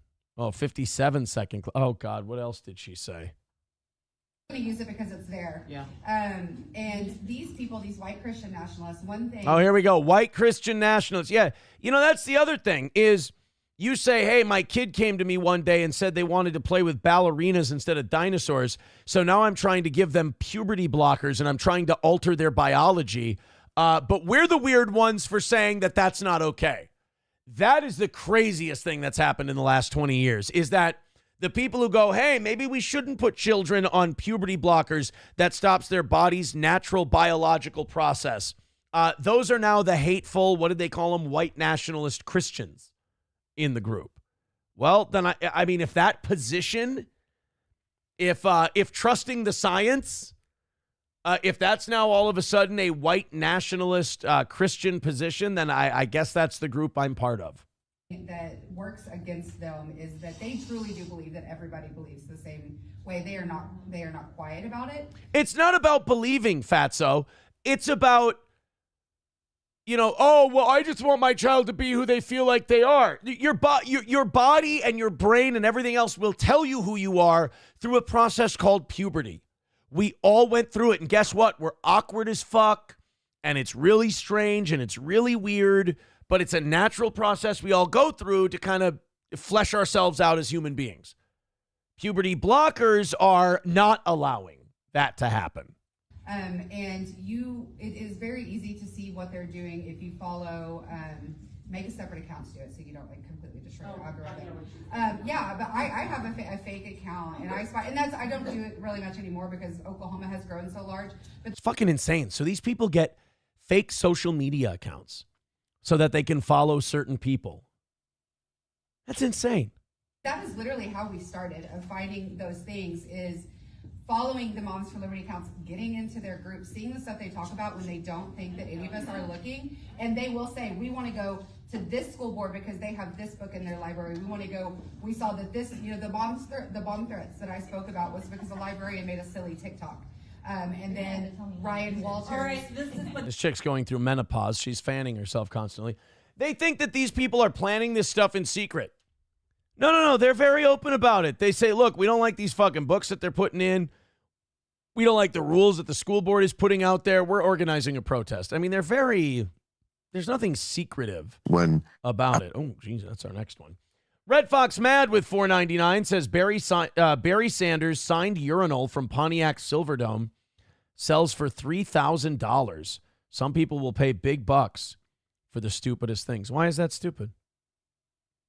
CJ with $2 says, Grok, odds are 1 in 392 that you have a gay kid. That seems insanely high. So yeah, 4 out of 7? I don't know. I don't know if 4 out of 7. Look, forgive me for thinking maybe you have something to do with that. Forgive me for thinking that maybe you've got some influence in that process. $60 away from tonight. Let's knock that last 60 out in the last 30 minutes. Let's call it another win for the toe. We've successfully triggered the fuck out of all the anti-steel toe people. We've made them scramble with excuses and PR and damage control today. I gotta say, all in all, it's looking pretty goddamn good for the toe tonight. And hey, feel free to keep sending those super chats about how mad you are at me for knocking down your false idols. I appreciate it. You guys, I will say this. I know you don't think you are, but you guys are a lot of fun. Guys, definitely don't trigger the shit out of them by knocking out that last $60. That would be terrible. Streamlabs, PayPal, Venmo, Super Chats, Rumble Rants, etc. Huge logjam at $50. We've got numero uno Josh Dennyfan in first at 72 and Nick the Milkman at 60. Thank you very much. Tim Walz is not having a good go of it lately. I mean, poor Tim Walz. You can tell that he's either going to run for a third term as Minnesota governor or he's going to run for president in 2028 or both because he is everywhere. I mean, Tim Walz is all over the place. Interviews, the whole thing. The only problem is, in those interviews, he's just getting raked over the coals. He was even on CNN, which you'd think would be a friendly place for him to go. and he was just getting the shit beat out of him. Oh, I'm sorry. CJ with $2 clarifying says no. 1 out of 392 is for 4 out of 7 being LGBT. Just gay is 3%. All right. Oh, you're right then. 1 out of 392 chance does seem kind of high. But I guess the math checks out. So this is Bill Maher and Chris Cuomo. They got together on Club Random, and they were talking about Tim Walz and Donald Trump in terms of masculinity. Now, you might think this is some kind of troll that Donald Trump put together to shit on Tim Walz. Tim Walz invited this conversation when he was giving an interview with, I think it was Gavin Newsom, and he said, I think these Republicans are afraid of me because I'm so masculine. I think these Republicans are afraid of me because they know I can kick their ass. To which the Republican mayor of Knox County, Tennessee, Glenn Jacobs, said, is that so? By the way, mayor of Knox County, Tennessee, Glenn Jacobs, otherwise known as WWE World Champion Kane. I'm sure it would be a very interesting match as long as it lasted. So Bill and Chris Cuomo are talking about Tim Walz. And once again, these are two guys who, if they had to identify on one side or the other, they would be Team Lefty. Not a lot of nice things to say about Tim Walz's masculinity. I mean, look, I've been his biggest critic for good reason. And when he got reelected, I said, I'm not going to pre-hate anything. And then the first week I said, well, there's lots of things I hate. We played a little bit of this today. I'm going to fast forward. This is the second part of it. Just know I know where you live. I was like, oh, can we just play the music now? Because it's like, oh, hometown boy. He has those moments that no other politician has. And the Democrats have to find that guy. They need a message, and then you find you find the messenger. No, but that's how it worked for Trump. That's the worst thing. The Democrats always say, message. Message. First of all, the reason I'm starting to love Club Random more than Real Time with Bill Maher is because Bill doesn't do retard voice on Real Time with Bill Maher. We don't get the message. We don't get cut loose retard voice Bill Maher. First of all, they did, and they don't like it. Second of all, they don't give a shit. It's not about the message. Trump changes his message from day to day. Tariffs everywhere. Tariffs nowhere. Those are policy It doesn't decisions. matter. But they don't care about policy. His They message- don't understand it. His message is, I'm me, I'm strong, and I'm daddy. They're on this daddy thing, and people want a daddy. Tucker Carlson, that whole thing, you've heard that thing about daddy came home and you need a spanking. And I'm like, this is getting a little weird, Mrs. Robinson. Daddy. The Republicans do get a little gay for dudes sometimes. Like whenever there's a guy and he's becoming a guy, there's a part of the Republican Party that gets a little like unknowingly, unwittingly gay. They did it for Jordan Peterson. When it was Jordan Peterson Day, there were a lot of Republican guys, especially younger ones, getting kind of gay for Jordan Peterson. They've done it with Joe Rogan, although I don't know if Joe Rogan's like a hard right dude. They've done Andrew Tate. Oh my God, did they do the fucking gay thing for Andrew Tate? That was so embarrassing. Republicans do have there's a segment of Republicans that have a weird gay thing for an authoritarian figure. Yeah, but you know what? That's what works, and that's what people respond to. They don't know the issues. They don't know the facts. I agree. And they have no interest in learning about them. They're like an animal. They're instinctive. Like, I smell fear or I smell alpha. It is funny, like, just when you think you're like, oh, man, I think Bill's kind of moving to the right a little bit. And then he'll be like, yeah, but all those Republican guys are all just gay cavemen retards. And you're like, oh, well, there's the Bill I remember. And they smell alpha.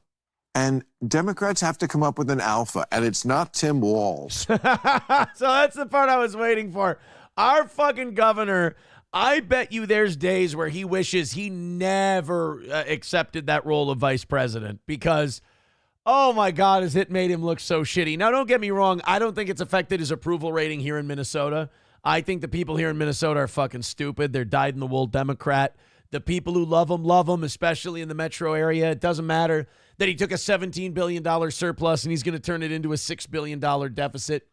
They don't care. It doesn't matter that he had a $17 billion surplus and he still raised taxes. They don't give a shit. He's got a D next to his name. and he hugs gay kids. So he's totally fine according to them. They don't really look into it. He has a built-in support system here in Minneapolis. But nationally, he's been humiliated. Now, some of it has just been, part of the job of running for vice president. Some of it he's invited upon himself, like I think I intimidate a lot of those Republicans because I can fix a truck and I'm a dude. Come on, man. And if he runs for president again, they're not going to be as hard on him in the Democratic primary because they're all kind of pussies, but God help him if he gets the nomination. He's going to get crushed. No, probably not. And it's not Tim, the other Tim who ran. Kane? Tim Kane. These are not alphas. It's like this thing of let's get a woman and then a docile man who's in every commercial where he's the asshole while mom takes care of business. That's not a message that makes the tribe go, who is strong? Who's strong? Who's strong? What Bill Maher's trying to say is that we're a den of retards, and we just need a big ape with a club to tell us where to go. And I'm worried that he's not totally wrong. Walls. No. Give me a rock.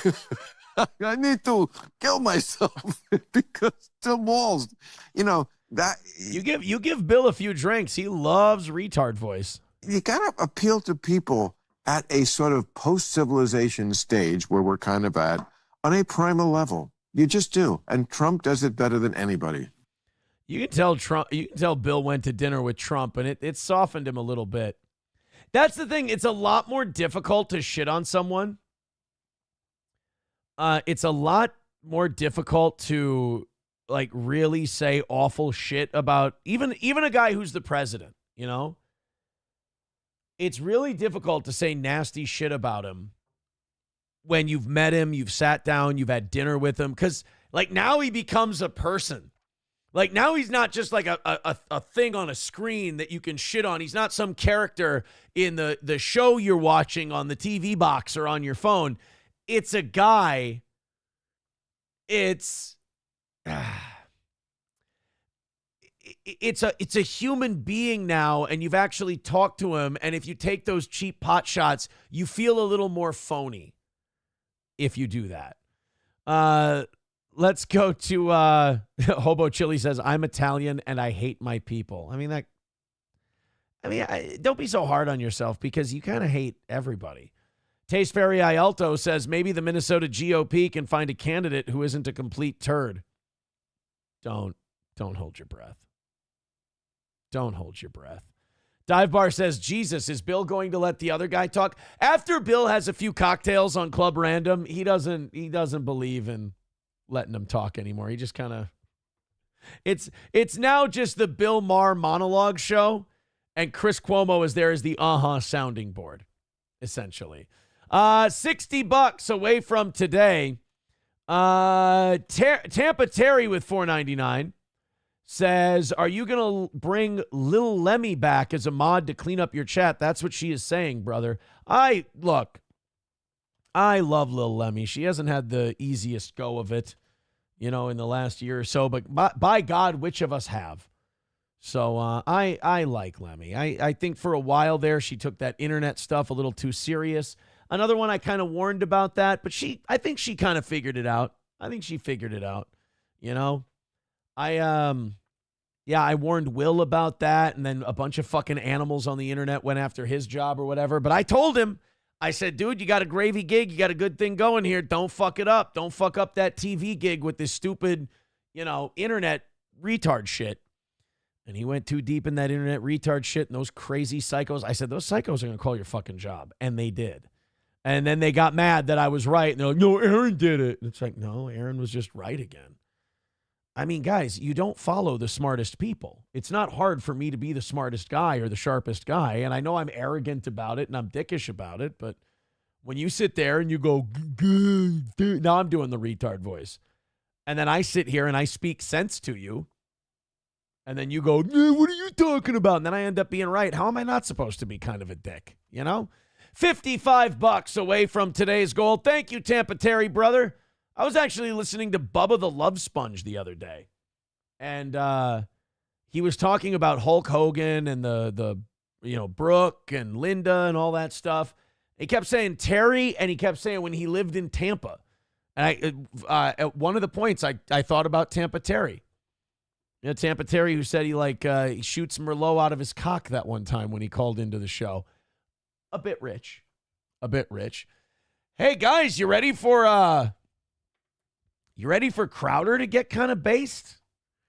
This was kind of strange. Like, you know how Crowder and Ben Shapiro had that issue where Ben Shapiro offered Steven Crowder a job, and all Steven Crowder had to do was suck Benjamin Netanyahu off, which is like one of the prerequisites of getting a job at the Daily Wire. And then Steven didn't like the offer. So Steven then recorded phone calls between him and Jeremy Boring, the CEO of Daily Wire, and released the terms of their initial offer. It's a batshit thing that Steven Crowder did. Well, that kind of started a big rivalry between the Daily Wire and Steven Crowder. You guys are going to hate this because Steven Crowder got, and maybe it's because it's against Ben Shapiro, so it's easier for him to look good. But I think you're going to like this Steven Crowder clip. Number one, I agree with his sentiment completely. And that's really difficult because, like I said, it's fucking Crowder. But here we go. This is Steven talking about Ben Shapiro and Israel. Sam Show, I think you might like this one. Who may have different views of Israel, who of course should be able to express their opinion. And not be called anti-Semitic for it. Yeah. Right? You should place no loyalty to any other country over the country that you're in. I'm sorry. Bingo, or as the media calls it, rampant anti-Semitism. I am really getting tired of that whole, hey, you should have an allegiance to the United States. Israel should be just another country. Oh, what do you hate, Jews? No, you fucking infant. No, you child. It's not about hating Jews. It's about saying we have our country. If you were in Israel and you said, oh, man, I'm rooting for America, or, America and Israel, blah, blah, it's like, well, no, you root for your own country.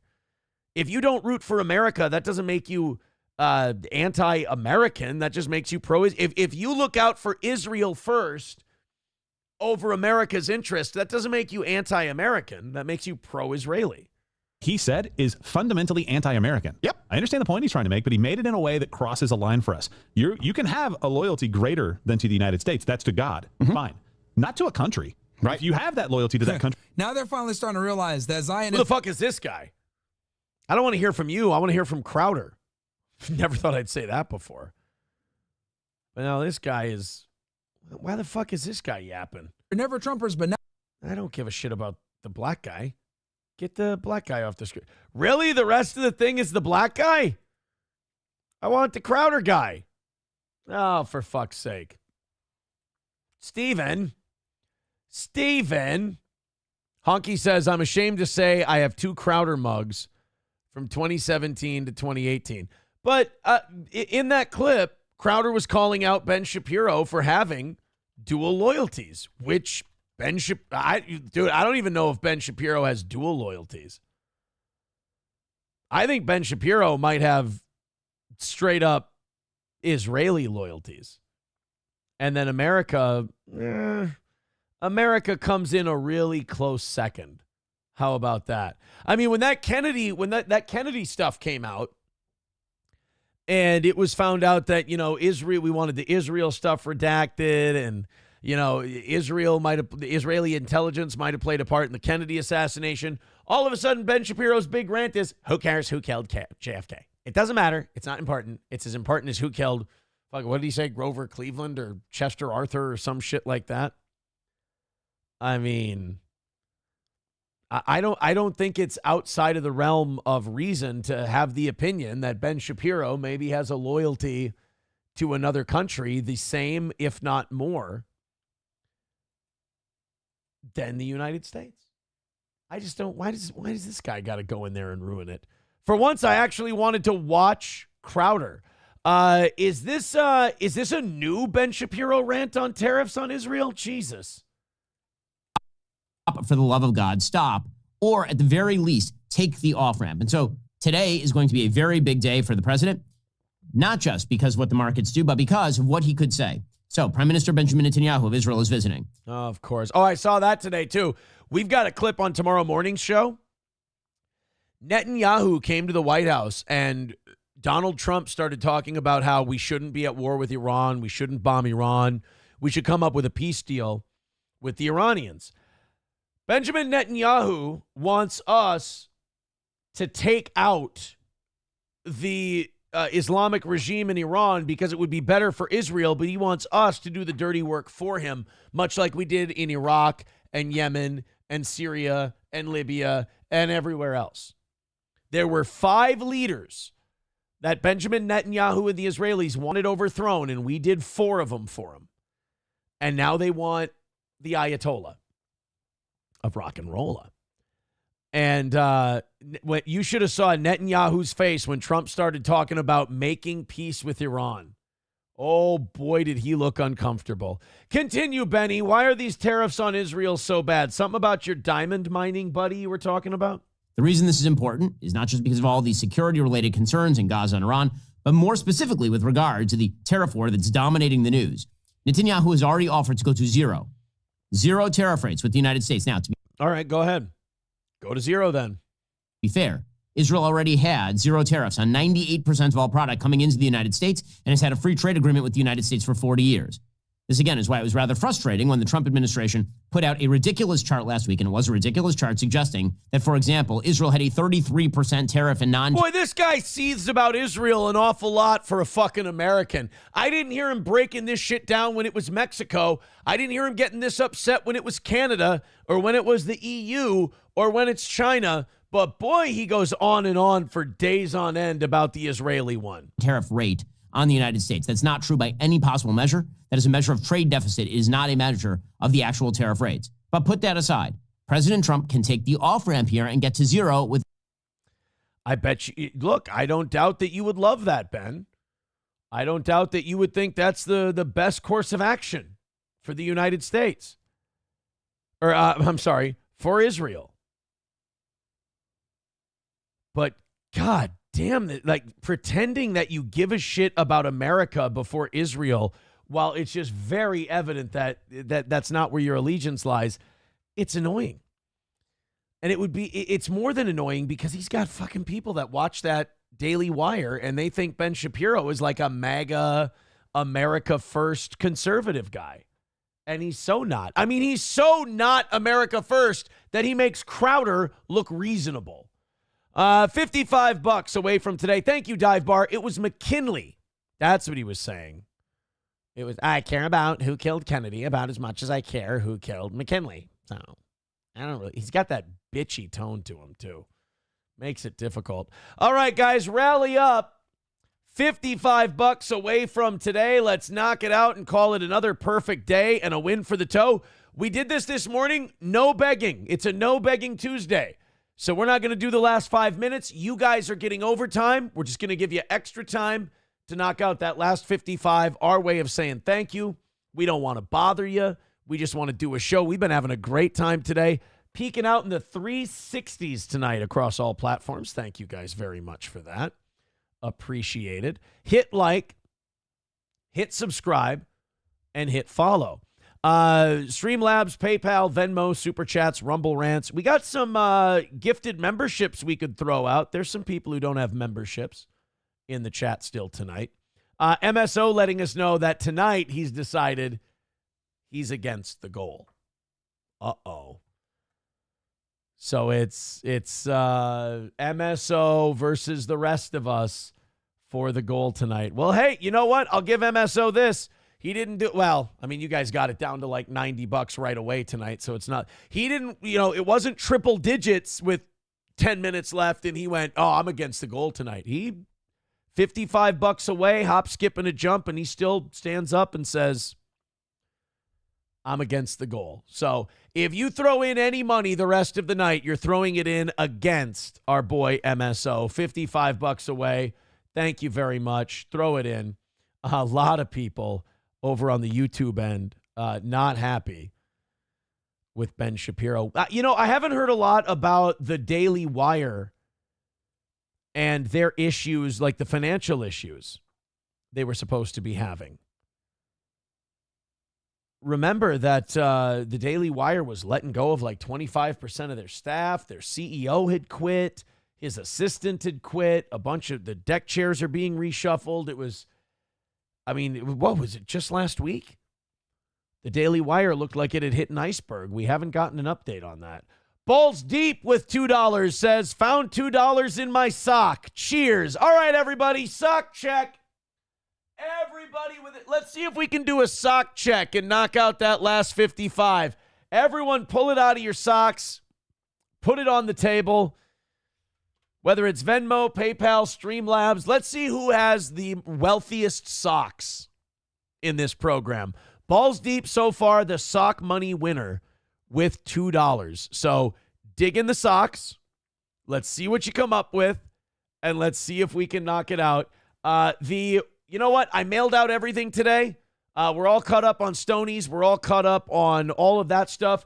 I got some stickers lying around. Whoever ends up with the wealthiest socks tonight is going to get 2 stickers, 2 steel toe stickers sent their way. So dig into those socks. Let's see who has the wealthiest socks. You know what? We can't just do the wealthiest socks. The wealthiest socks will get 4. But anybody who finds $20 in their socks will get 2. Because I don't want, if there's a bidding war, I want to reward people no matter what they find in their socks. So, wealthiest socks, 4 stickers sent their way. Anyone who finds more than $20 in their socks will get a pair of stickers from us here at The Toe. $55 away from the goal. All the links are in the chat. Thank you very much. $2 from No Pen 15 Fathead. He found $2 in his socks. He also says he's thinking of Grinch Girl.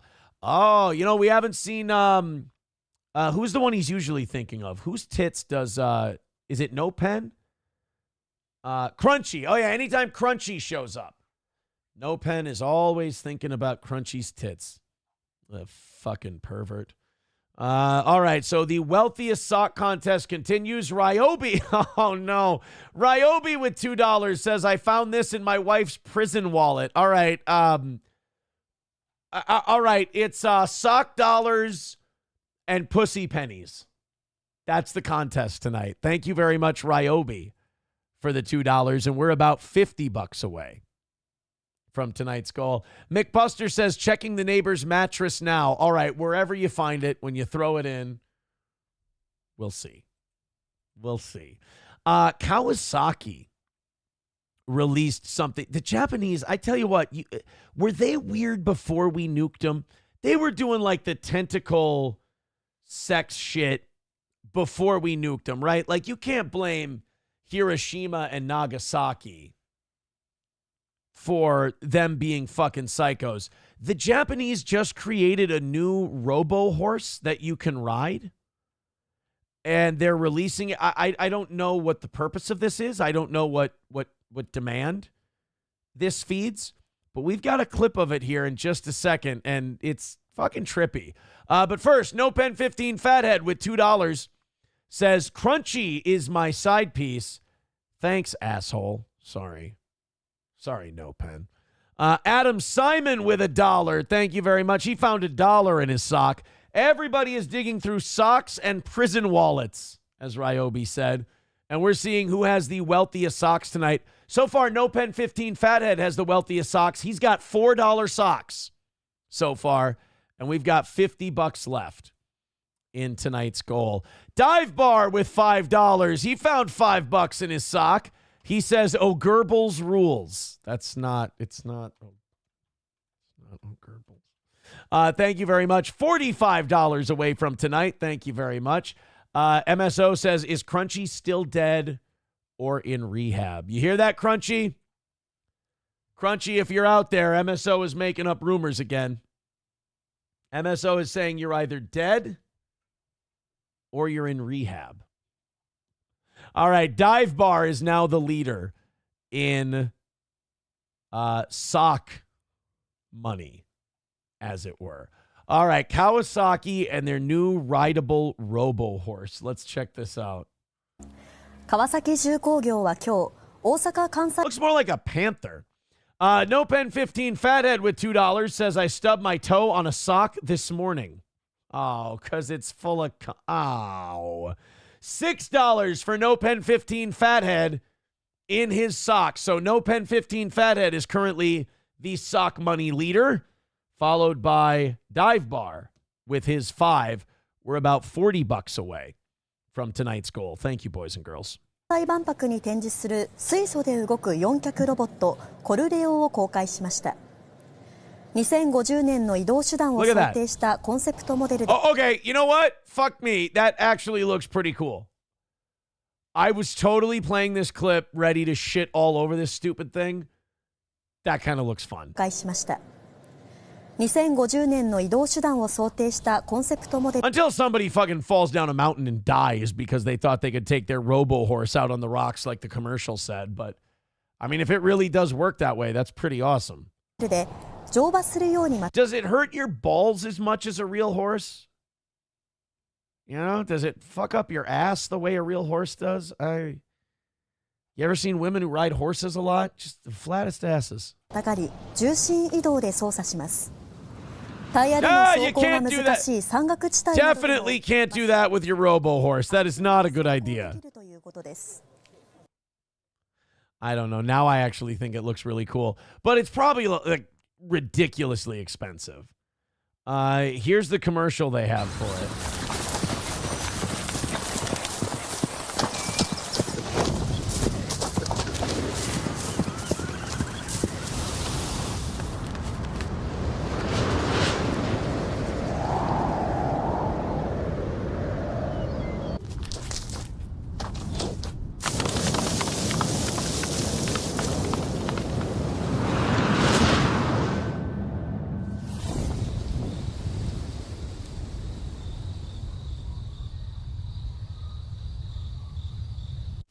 This isn't as bad of an idea as I thought it was. This actually looks kind of cool. Will there be a demand for it? That's another thing, but it does look kind of awesome.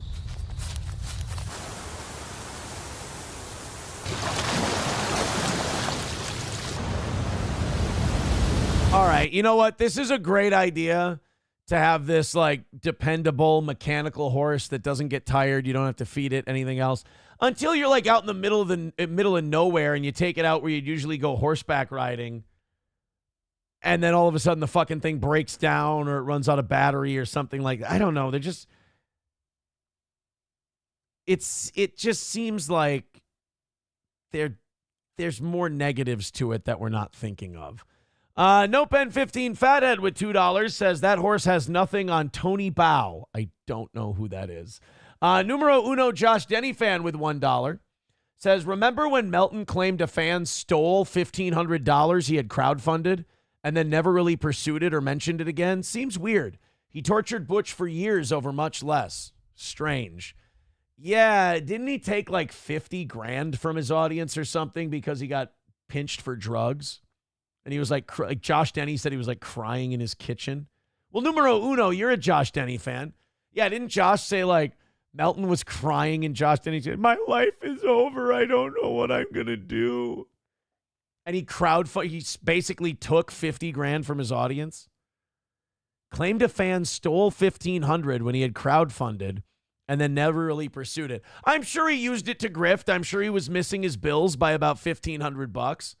So his audience would feel bad for him. I mean, the guy lies all the time, so I have no doubt that he would lie about crap. But I'd never heard that story before. Wow, what a piece of shit move that is. And then he cried and he ran off stage and he quit comedy forever because he couldn't cut it at that Butch Bradley show. And then he ran and cried off stage without doing his time, and then Butch Bradley never paid him. So then he threw a fucking hissy fit on the internet for years about it. What a fucking bitch. What a pussy. And now he's sitting here just taking L's from Steel Toe all the time. What a nerd. Nick the Milkman with $5 says, I didn't realize Chrissy Mayer was turning into a robot. That's not accurate. That's not true. $40 away from tonight. Thank you guys very much. Keep digging into those socks and let's see what we come up with. By the way, numero uno, I don't know if you saw it or not, but Miss Tay dropped by and threw $30 to your total. So you're at $73 right now. And I believe that you're on top of the heap. Nick the Milkman is currently at 65, so he's very close. You got numero uno at 73. You got Nick the Milkman at 75. Then you got Loopy, Walter, and I think one other person, Wally World, at $50. So we got quite a logjam in that top 4. But hey, keep digging through those socks. Let's knock out that last $40 for tonight. We appreciate your contributions. Let's knock out the goal. Streamlabs, PayPal, Venmo, Super Chats, and Rumble Rants. Numero uno with $1 says Butch Bradley was getting laughs before he brought Melton up, but somehow Patty couldn't handle it. Well, if you ever watched him, he's not funny. I mean, he's a fucking tragic case. I mean, I don't know if you've seen the unique clip yet, but even Opie fucking roughed up Melton today, and it didn't take much. I mean, he pretty much... He's like, I've never seen a clip of the guy, but I bet he's like this. And he basically pegged Melton from the start. And he's like, even he called out Melton for grifting. He's like, he's never, like, I don't know the guy. I've never had an interaction. Which is what Melton did with us, too. He's a desperate guy. He can't get viewers on his own. He does his own show, 13 people watch.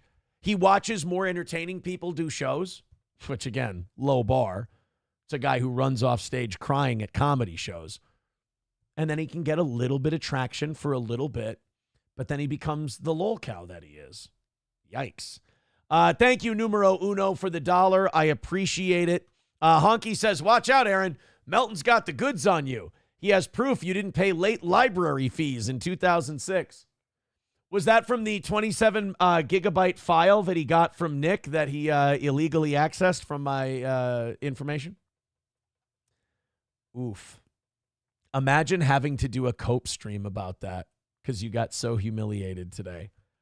Oh, I'm not smiling. You're smiling.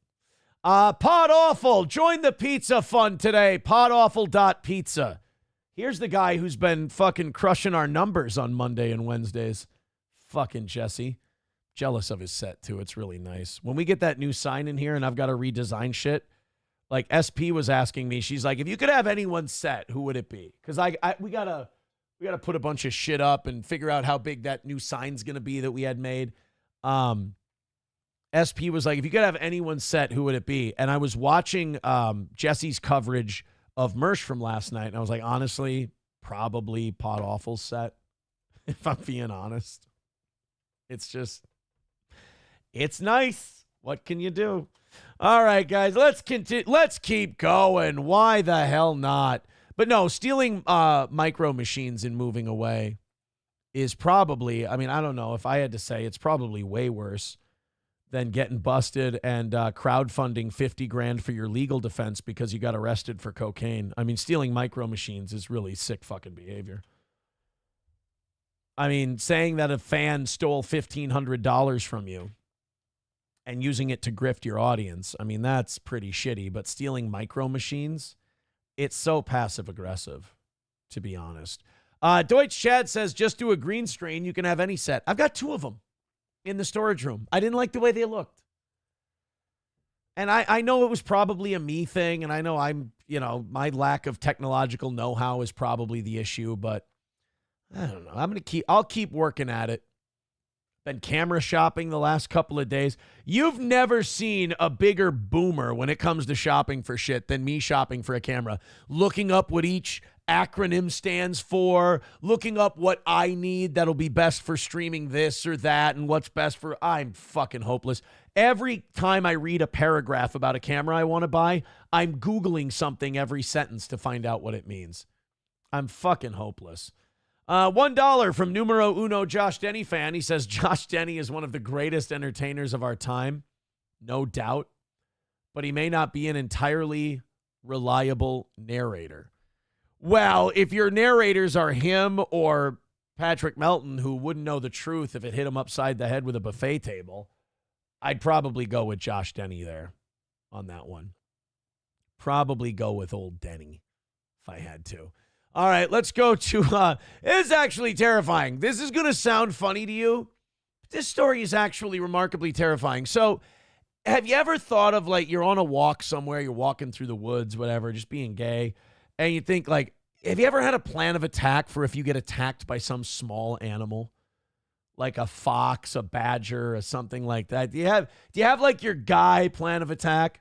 Like, yeah, I just grab it like this and I put it in a fucking headlock, and I like shit that'll never happen. You'll probably just like do this dance and hope that you kick it and it goes away.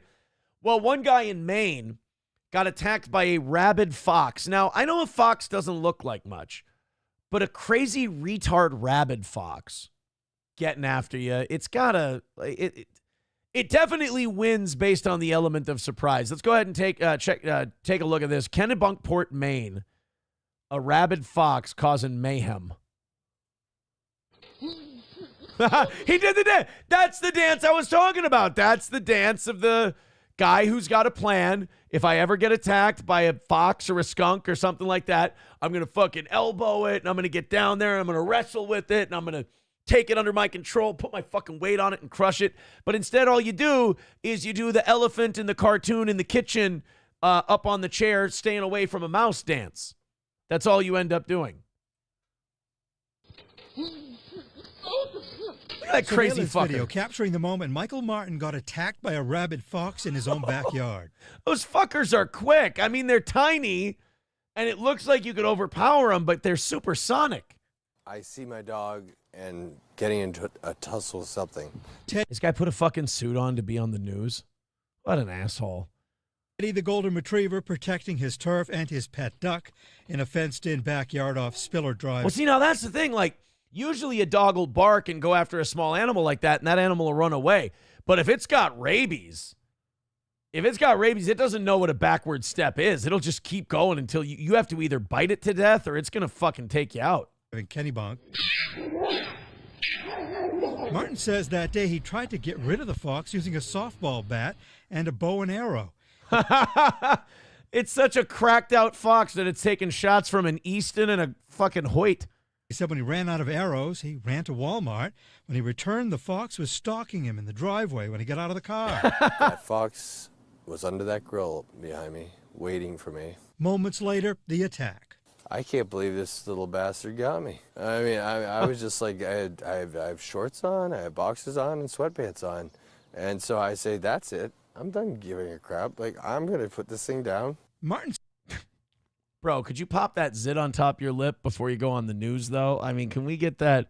Can we just take that white? Oh, God. Just look in the mirror. Take the white head and just give it a little pop ski right in the mirror and then wipe it off. And then go on the news. Like, I'm going to put this thing down. Martin said he got his gun and shot it. The thing goes growling, and then jumps and put it down. Wardens asked me why I shot in the head. I hate that. You always hear that from people. They're like, oh, I've got something stalking me in my yard. And they're like, hey, don't shoot it. The game warden will give you a ticket or you'll go to jail. It's like the fucking thing is being an asshole. It's being a nuisance. It's on my property. I should be able to blow its head off. The damn thing attacks him, starts biting him in the leg. It's going after his dog. It's got rabies. First thing the game warden asks, why'd you shoot him in the head? You see how fucking small that thing is? I shot for whatever I could hit. Because now I have to take it up to Augusta to test it. I said, the heck else am I going to do? He said the fox tested positive for rabies, something confirmed by the state. He's undergone a series of rabies shots he described as extremely painful. The needles are still just as long. They're just not in the belly button. So I had to get... Oh, do you have to take a shot in the ass? Is that where you get the rabies shot? Do they have to, though? Like, does it matter where the shot goes? 8 shots total. But normally it's 3 when you first go over there, and then 1 every 3 days after. He does. Okay, I'm also not sure this guy isn't a serial killer. I think I have that tie. It's just something off about this dude. Doesn't want anyone else to have to go through what he's been through, so he's sharing his story, especially since his property abuts the Oxbow Preserve, a popular spot with many walking trails. As for Teddy here. Teddy, the vets checked him out at Maine Animal Clinic. Not a scratch on him. I got him his boosters and everything. The Kennebunk land. Because you can't test an animal for rabies until it's dead, right? Like, you have to kill an animal to find out it has rabies, to find out it's rabid. Trust has posted this warning sign for people using these trails, and they say if you think you've seen a rabid animal, give them a call. If you've been bitten, call 911. In Kennebunk, I'm Jim Keithley for Maine's Total Coverage. I think he handled it perfectly. What are you supposed to do other than shoot the fucking thing, right? I mean, if you don't, first of all, you're going to have to get a bunch of shots in your ass for rabies. He deserves a fucking bullet to the head just for the inconvenience. Root says this dude rules. He doesn't care anymore. He's divorced and at a point where he's leveled out. I'm team this guy. Wait, did he say he was divorced, or are you just going with that because of the scenario? Root says he's got a buzz going too, for sure. Well, he has to celebrate a little. He fucking killed a fox, for Christ's sake. That's mean. It's a mean April joke somebody told about the golden retriever. MSO says, I bet those shots aren't as painful as watching this show. Hey-o. Dive Bar says, okay, so obviously they were able to test it. Why did they bitch about it being shot in the head? Yeah. Like, why do you give it? You had to test it for rabies anyway. You were going to have to put it down. He did you a favor. That's what I mean. Like, the DNR, they call it the DNR here. I don't know what they call it in the state you're in. But, the DNR here is like they're on such a power trip about you killing anything. And it's like, hey, why'd you shoot that wild animal? None of your fucking business. It was on my property. It was looking at me funny. There. End of discussion. They get to poke and prod as to why you shot the thing that's being a nuisance. Root said he's day drinking, man. I'm telling you, he just got divorced a year or two ago, and he's finally just accepted that life is shit. Root says it's because I am that guy. Oh, all right. Well, then you would know. Honky says, call them for Melton. Fatso is rabid and deserves the old Yeller treatment. Oh, my God. You guys are ruthless. Numero uno, Josh Denny fan with $1 says, anyone who is interested in seeing a great Melton appearance should watch his appearance on Red Bar, where they clown Ron Funches. Search Funches on redbarradio.net and watch his awkward chemistry with his girlfriend he brings on the show with him for some reason. Highly recommend. Yeah, if you go on redbarradio.net and just search Melton or The Watch, all of it, very good stuff, and I think shows the best work that Patrick's ever done.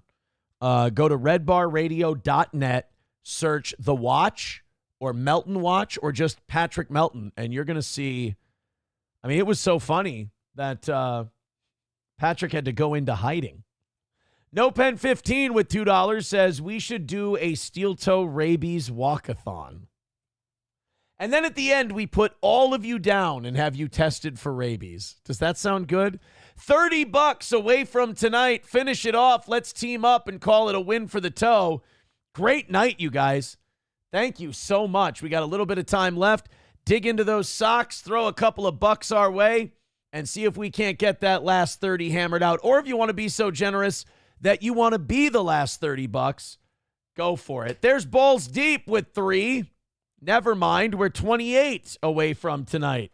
That's right, we're inside of 30, so we're counting every dime. 28 away from tonight. It's autism time. Let's drop it all the way down to 0. $28 away. Streamlabs, PayPal, Venmo, Super Chats, and Rumble Rants. Well, not everybody is happy that Bill Maher went out to reach across the aisle and have dinner with Donald Trump at the White House. D.L. Hughley is pissed, and he thinks that Bill Maher is a race traitor. Someone's got to inform him that Bill isn't black. No, he didn't. He didn't call him a race traitor, but he does think that, and this is a big problem. D.L. Hughley believes that Bill Maher going to meet with Donald Trump at the White House is basically Bill selling out, bowing down, kissing the ring, and becoming Donald Trump. Now, we really have to get over this attitude or it's going to destroy us. This idea that if you have a fucking meal with somebody, it means you endorse everything they've ever said, or you're that guy, or you believe in their politics or anything else. Like, if you can't have a drink or have a meal with someone simply because of your politics, then I feel like, what's the point of any of this? Like, we're fucking done. It's over. Let's just break into 2 countries and call it a day. I also think that maybe D.L. Hughley's a little jealous he didn't get the invite to the White House. Did Obama invite him? Did Obama bring DL to the White House? Because that's what Kid Rock was saying about Bill Maher. He's like, Bill's giving money to Bill Clinton. He's giving money to Joe Biden. He's giving money to Barack Obama. None of them invited him to the White House, but Trump did. If we know nothing else about Trump, he's transactional. So I don't care what happens. I think he identifies as a man and was born one, too. I disagree. If you go to Mar-a-Lago or you have dinner with him, he's going to get something out of it. He's not the kind of man who just does things for giggles and laughs. And I love how all these people who have never met or gotten to know Donald Trump know exactly what he's about. That's another like cancer of television, 24-hour news, the internet, everything else. Every dumb person thinks they see something. Every dumb person's like, well, he holds his head to this side a little bit, so that means he's really disingenuous. It's like, no, you're just autistic. You're mentally retarded, and you're trying to find a reason to make that okay. You're reading too deep into shit. Bill Maher is not this. Bill Maher's position on woke is virtually the same line as Trump. I think he's been a vociferous opponent of woke. I can't even differentiate some of the things that the administration has said about the woke phenomenon, and he has. So I think they have a lot in common. Bill Maher, I know, disagrees with a lot of what Donald Trump has said and done, and he's talked about that. He does agree. How, like, imagine, like, unironically cheering on wokeness. And not only cheering on wokeness, you're a comedian. Like, D.L. Hughley's a stand-up. And you're cheering on wokeness, which is a built-in limitation on the things you can say and talk about. Wow. And that is just weird to me that he's like, you know what my big complaint about Bill Maher is woke. Oh, you're upset that he's woke? No, I'm upset that he's not woke enough or that he's against being woke. Woke is a good thing. Like, wow. With Donald Trump on the woke issue, and he said that woke was a good thing initially, taken way too. No pen with 38 cents says another day, another goal gone. No, we're $28 away, not 38 cents away, but thank you. No pen. Let's see. Anybody who throws in $10 or more towards knocking out that last 28 is getting 2 stickers from the toe. You're getting 2 steel toe stickers. We're knocking this thing out without begging today. That's what we're doing. So go ahead and toss in. Anybody who throws in more than $10, let's see. We got 1, 2, 3, 4, 5 sets of stickers. Fuck that. Anyone who gives more than $5 is getting 2 stickers. Just send me your information. We'll mail them out to you. Too far by the left wing of the Democratic Party. Let's be clear. So, but hold on. Let me just make my point. Why do you have to paint somebody as 100% wrong? You might agree with them on one. Fucking Harvey's getting up. Harvey's really.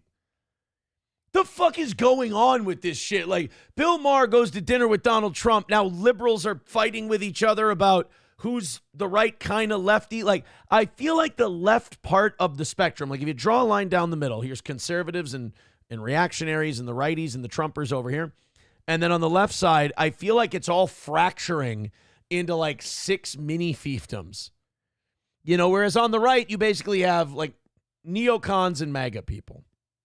But on the left, it's like this group fights with that group, and this group is woke, but this group hates woke, but then this group is kind of, they're more moderate, but there's like all these little kingdoms in there, and they're all beefing with each other. One thing or another, why not say it? Because you have more credibility about the things you disagree with if you can say that. Woke is not making Harriet Tubman and black heroes disappear from history. No, you're right. You're right. And I think he spearheaded that. It's really his position on woke. Donald Trump's making Harriet Tubman disappear? You see how big that lady was? That's a hell of a disappearing act. I don't buy it. See, it's easy for a lot of Americans to not take this personally because it's not their history that is being dismantled. It is not their resumes that is being questioned. I think he had a lot to do with that. I think that some of the things that he said is not discernibly different from what Trump said. So for me, yeah, they both think that people are being oversensitive and they're kind of full of shit and phony, and they're not like that. So yeah, they agree on that. They're not like, just like people aren't going to agree on everything, people also aren't going to disagree on everything either, nor should they. if it were a single issue for me, it is that a lot of what he says sounds so much like Trump. I think if you're a single rich straight white guy, here we go. Got to get that straight white guy thing at the end. They all think the same way. They're a monolith. Don't have any kids, you got a lot of money. There is nothing that Trump can do or has done that affects you on the margin. So you get to be glib and you get to be neutral. Don't.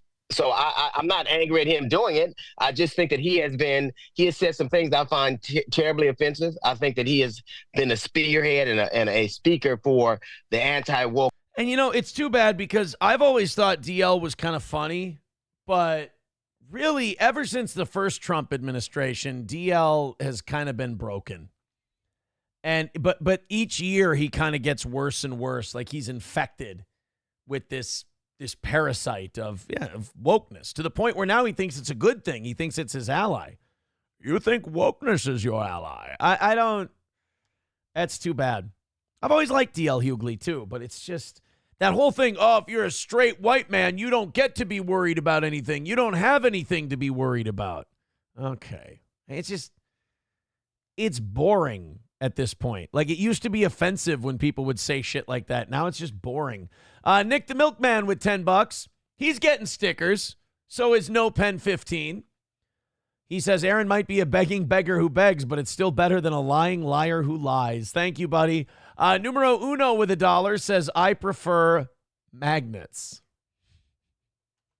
I get it. $28 away from tonight's goal. Streamlabs, PayPal, Venmo, Super Chats, Rumble Rants.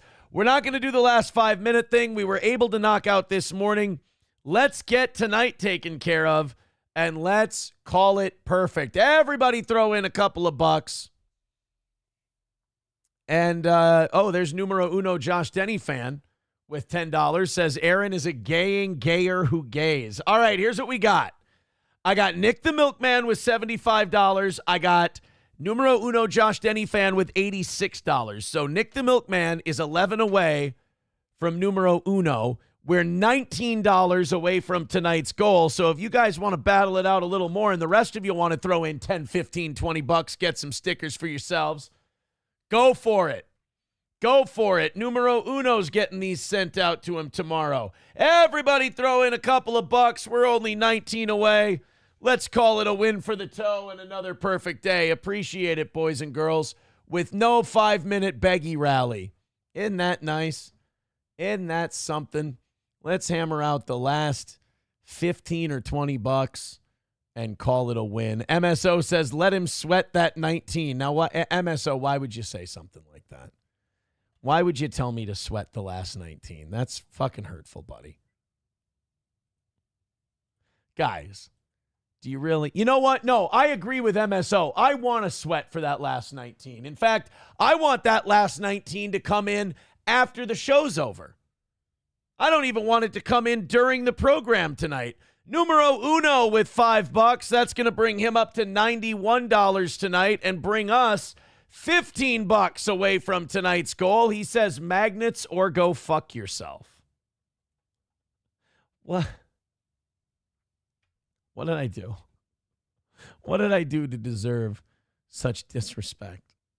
All right, 15 away. Thank you guys very much. Anyone who throws in over 10 is getting 2 steel toe stickers. We've got 4 sets of 2 still sitting here if you want some. $15 left and just a few minutes left to go. Streamlabs, PayPal, Venmo, Super Chats, and Rumble Rants. Well, guys, I mean, we really fucking got people.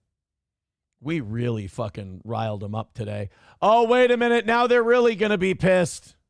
Guys? But I'm afraid I've got some bad news. Why do they come to me to die? Why do they come to me to die? Robot Glock with $20. He says, send me all that steel toe swag. Donald Trump's top N-word, 1600 Pennsylvania Avenue, Northwest Washington, D.C. How about them T-Wolves? Think they'll get out of the play-in? Up by a dozen on Giannis tonight in the third. We're not going to be in the play-in. I'm telling you right now, we're not going to be in that play-in. We're not far away from the 4 seed. We got Walter with $10. Walter says stickers, and now Walter is back in the running for being the top dog, being in the top spot. All right, Walter, we'll send you some. Guys, if you haven't sent me your information, make sure I get it today so I can send that stuff to you. So Walter's at 60, Nick the Milkman's at 75, and Numero Uno's at 91. That's what our standings look like. Now you guys are over for tomorrow night. Numero Uno with $5 says, this is a free chat, LOL. $5 from Numero Uno. He says, anonymous donation. Oh, Jesus Christ, I can't keep up. He's at 101. Is Numero Uno Josh Denny fan, and you guys are now $10. $20 ahead for tomorrow evening. Thank you guys so much for winning tonight.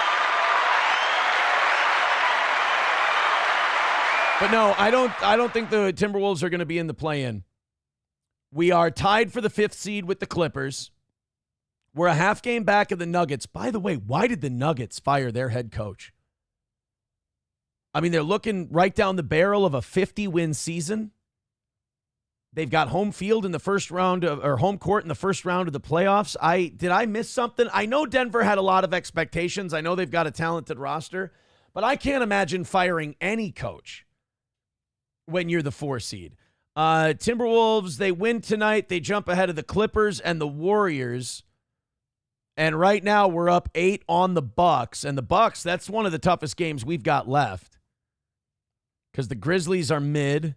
The Nets are terrible, and the Jazz are terrible. So the Timberwolves realistically could run the table. Ooh, Sunday's game might be a good one to go to. 66-58, Timberwolves over the Bucks right now. How about the Warriors tonight? How are they doing? How are they doing? They play at 9 o'clock against the Suns, who are not that great this year. So the Warriors. How about the Clippers? We can move up out of that 7 spot if the Clip lose. They play at 9:30, but they play the Spurs at home. Fuck. How about the Nuggets? How shit are the Nuggets? They play the Kings tomorrow at 9 o'clock. So the Timberwolves, no, if we win tonight, we're tied with the Nuggets. All right. If we win tonight, we are in, we're locked up for that 4 seed. Got an outside shot at catching the Lakers if they stumble. If they go 2-2 the rest of the way, we can catch the Lakers. So, look, man, call me optimistic, but I think we can grab that 4 seed this year. Balls Deep with $2 says, be careful, PASP is starting a spreadsheet of donors. Uh-oh, that's never been tried before. Numero Uno Josh Denny fan with $1 says, hey, Relis, suck my dick. LOL. Well, they're already having a tough time over there tonight. And it's all thanks, well, technically all thanks to Nick. He brought this on him, but it's all thanks to me. Guys, have a great rest of your night. Thank you so much for your generosity. Unbelievable. Talk to you very soon. 6 a.m. comes around real quick. It's another win for the toe. Talk to you soon. Hit like and hit subscribe on your way out.